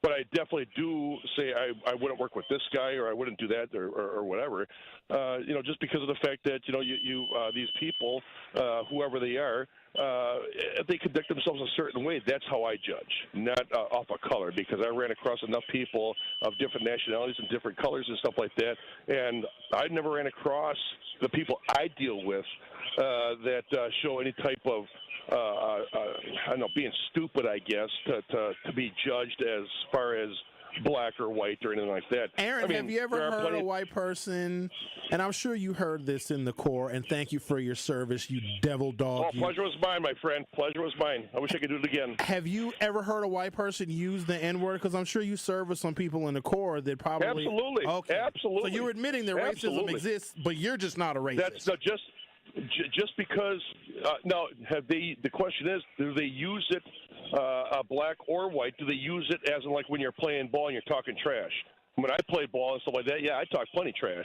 You know, I didn't give a shit. I personally didn't care what color you were. If I want to talk trash, you know, I'm going to. That's part of the game. Aaron, you know that. You can't say the N-word when you're playing basketball. Well, you're telling me that when I'm watching YouTube and stuff like that, and everybody's using the N-word and whatnot, you're saying that's right? You know, it's just because you're black, or just because you're Mexican, or just because you're a ball player? You know, you see that on YouTube all the time. Come on now. So because you see and hear people using the N-word on YouTube, you use it too. Is that what I said? I don't know. I'm trying to figure out what you're saying. Do you use it? This is. Do I use it? Yeah. I've used it before. Of course I have. I'm not going to lie to you. I mean, if anybody's got a problem with that, they can come to me directly. You know, but it's no different than somebody calling me a cracker or anything else like that. I want to hear it's all relevant. you say it. Say it. What, nigger? Is that what you want to hear? No. Does that make, does that complete somebody now or what? Oh no, you can't. I don't know. Is that a big deal? Is that a big deal to you? Kind of. I mean, really, is that really a big deal to you? All these years I've been daring white people to say it. You're the first one that said it. Well, that's only because of the fact I ain't afraid of nobody. I mean, if you're in Iraq and whatnot, you're about to get killed and stuff like that. You ain't afraid of nothing. Come on now, man. Oh, okay, Aaron. Well, Aaron, please be careful. Out there. That's why right there is that you say, go ahead and say it, and then I say it, and then you make a big deal out of it. I didn't mean to say it. I didn't think he was gonna say it. Well, see, that's just it. You act like this, and I just think that's wrong. I mean, it's not, if you don't want to hear it, then don't tell somebody to say it. All right, especially when you're not afraid to say it. You're 100% right about that, sir. All right, but see, I respect but all of the guys that I deal with are predominantly black. I have what is called respect. You don't say it around them, do you? You use it around your black friends? No, I never use it around my black friends. I don't use it around anybody. But you use it on Black Talk Radio. All right. That's only because you told me to say it. All right. What do you think about What do you think I'm scared or something like that? Come on now. Man. All right. Let's relax, everybody. We're gonna calm down. But Aaron, I'm gonna. But see, just real quick, I want to say this. But what that lady was saying before, she's 100% correct. But you still see plenty of white people doing the same thing. My wife and I just talked about this the other day. You had white people back in the day talking and acting like a bunch of fools and doing the same BS that people are doing today. So I almost feel like I talked to my wife yesterday. I'm like, so do you think it's just somebody else's turn to act a fool? Because white people did it back in the day. Two wrongs don't make a right, at least according to Jesus Christ. I'm in the Bible every single day. A black man carried the cross for Jesus. There was no white people. Jesus was in Africa. There was no white, anything such thing as European and white people. People have to understand. Going back just real quick, and I know you got to have. Yeah, I really got to go. But hurry up, please. You got to look at it. You got to look at. I'm trying to hurry up. But you got a lot that you said, and I'm just trying to respond as quickly as I can. But that lady said before, I agree with her 100%. People don't want to hear the truth, and then when they hear the truth, they want to yell racism, or they want to hear that you're mean or anything else. No, the truth is mean. All right, okay. Aaron, did you vote for Trump? Before I let you go, because I got to go. Did you vote for Trump? Of course I did. All right. I didn't vote for the man. I vote for his policy. All right. Thank you, Aaron. Call again. All right, sir. Have a good one. Oh, okay, yes, sir. Man. It's amazing how he can talk about there is nobody black in the Bible or nobody white in the Bible, and Jesus was African, but he said it like it's just a regular common word. He said it with his whole chest. I didn't think he was gonna say it. He said the N-word and he voted for Trump. That's a double whammy. Oh. Now you got to contemplate what is life. I got to take a break. Like, my back started hurting. I didn't think that a word could make my back hurt. My back actually has a cramp in it. All right. The Truth with Sherwin Hughes on 101.7 FM. We'll be right back. The Truth with Sherwin Hughes returns after this on 101.7 The Truth app, and 1017thetruth.com. Here at the new 101.7 The Truth, we aim to be a staple in Milwaukee's black community. We are committed to partnering with local organizations and supporting black-owned businesses. We are proud to call Milwaukee our city and promise to be a positive reflection of our community. We look forward to celebrating black culture and excellence with you every day as we make history and continue to uplift the voices in our city. Join us for the journey at the new 101.7 The Truth, founded by Gruber Law Offices, Milwaukee Black Talk. With Donald Trump dismantling the Federal Department of Education, we need to make sure we have someone we trust running Wisconsin public schools. That's Democrat Jill Underly. As state superintendent, Democrat Jill Underly has fought to reduce class sizes, expand career and technical education, and she worked to pass a new literacy law that will help improve young kids' reading abilities. Her opponent is Republican lobbyist Brittany Kinzer. Kinzer is backed by the same MAGA millionaires that put Donald Trump in the White House. And when Republican lobbyist Brittany Kinzer was asked about Donald Trump dismantling the Department of Education, Kinzer said, quote, "It's fine." Well, It's not fine, Brittany. We need someone to lead Wisconsin public schools who will be a champion for our kids and community, not a puppet for Donald Trump and the Republicans. On Election Day, April 1st, vote for Democrat Jill Underly for state superintendent. Paid for by the Democratic Party of Wisconsin, authorized by Underly for WI. Hi, Drew and Jonathan Scott here, reminding you that a lot of life's firsts are better with help from American Family Insurance. Like your first home expansion or your first big lightning strike. There's a first for everything. Get the right home policy at the right price with the right help from American Family's agents. Life's better when you're under American Family's roof. Insure carefully, dream fearlessly. Get a quote and find an agent at amfam.com. Products not available in every state. American Family Mutual Insurance Company SI and its operating company 6000 American Parkway, Madison, Wisconsin. Finding stable housing shouldn't be a struggle. The Milwaukee Rental Housing Resource Center connects renters, property owners, and partners to the resources they need, whether it's rental assistance, legal aid, mediation, or tenant education. No matter what your situation is, you do not have to go at it alone. Get assistance today by visiting renthelpmke.org. That is renthelpmke.org, or stop by their office at 728 North James Lovell Street in Milwaukee. At the Milwaukee Rental Housing Resource Center, they are here for all your housing needs. Want to help build a better Milwaukee? 1MKE is a nonpartisan coalition of over 70 community partners making it easier to plug in to what matters. From local services that can save you time and money, to events that build community, to voting resources to ensure your voice is heard. Whether you're new to civic engagement or ready to level up your impact, there's a place for you at 1MKE. Learn more, get involved at 1mke.org. That's 1mke.org. We are 1MKE. You are listening to The Truth with Sherwin Hughes on 1017 The Truth, The Truth app, and 1017thetruth.com. Exist in a state of vainglorious as we are protected by the red, the black, and the green. Heed the words of the brother, sissy. Let us the words, word to phrase, to paragraph. Heed math as Jay begins class. The science of past is now brought to the rhyme face. From the I feel like I needed to play some real super black music after that call to cleanse ourselves of. Okay, let's talk to Milo. Is it Milo? Milo? Yes, it's Milo. It is Milo.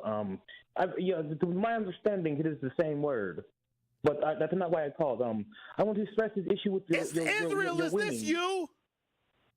Yeah, but I didn't think I could call twice. So Mildred called and said something about wearing Stars of David and everything. And now go back to being Milo. Go back to doing the accent. Go back to do it.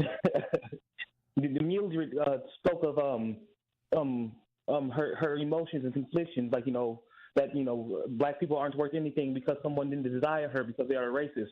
Now, as a man, I can't understand how it feels to be soggy and to run into a racist and all those feelings that implies. Like you only hope for the worst to get what kind of satisfaction you wish to achieve.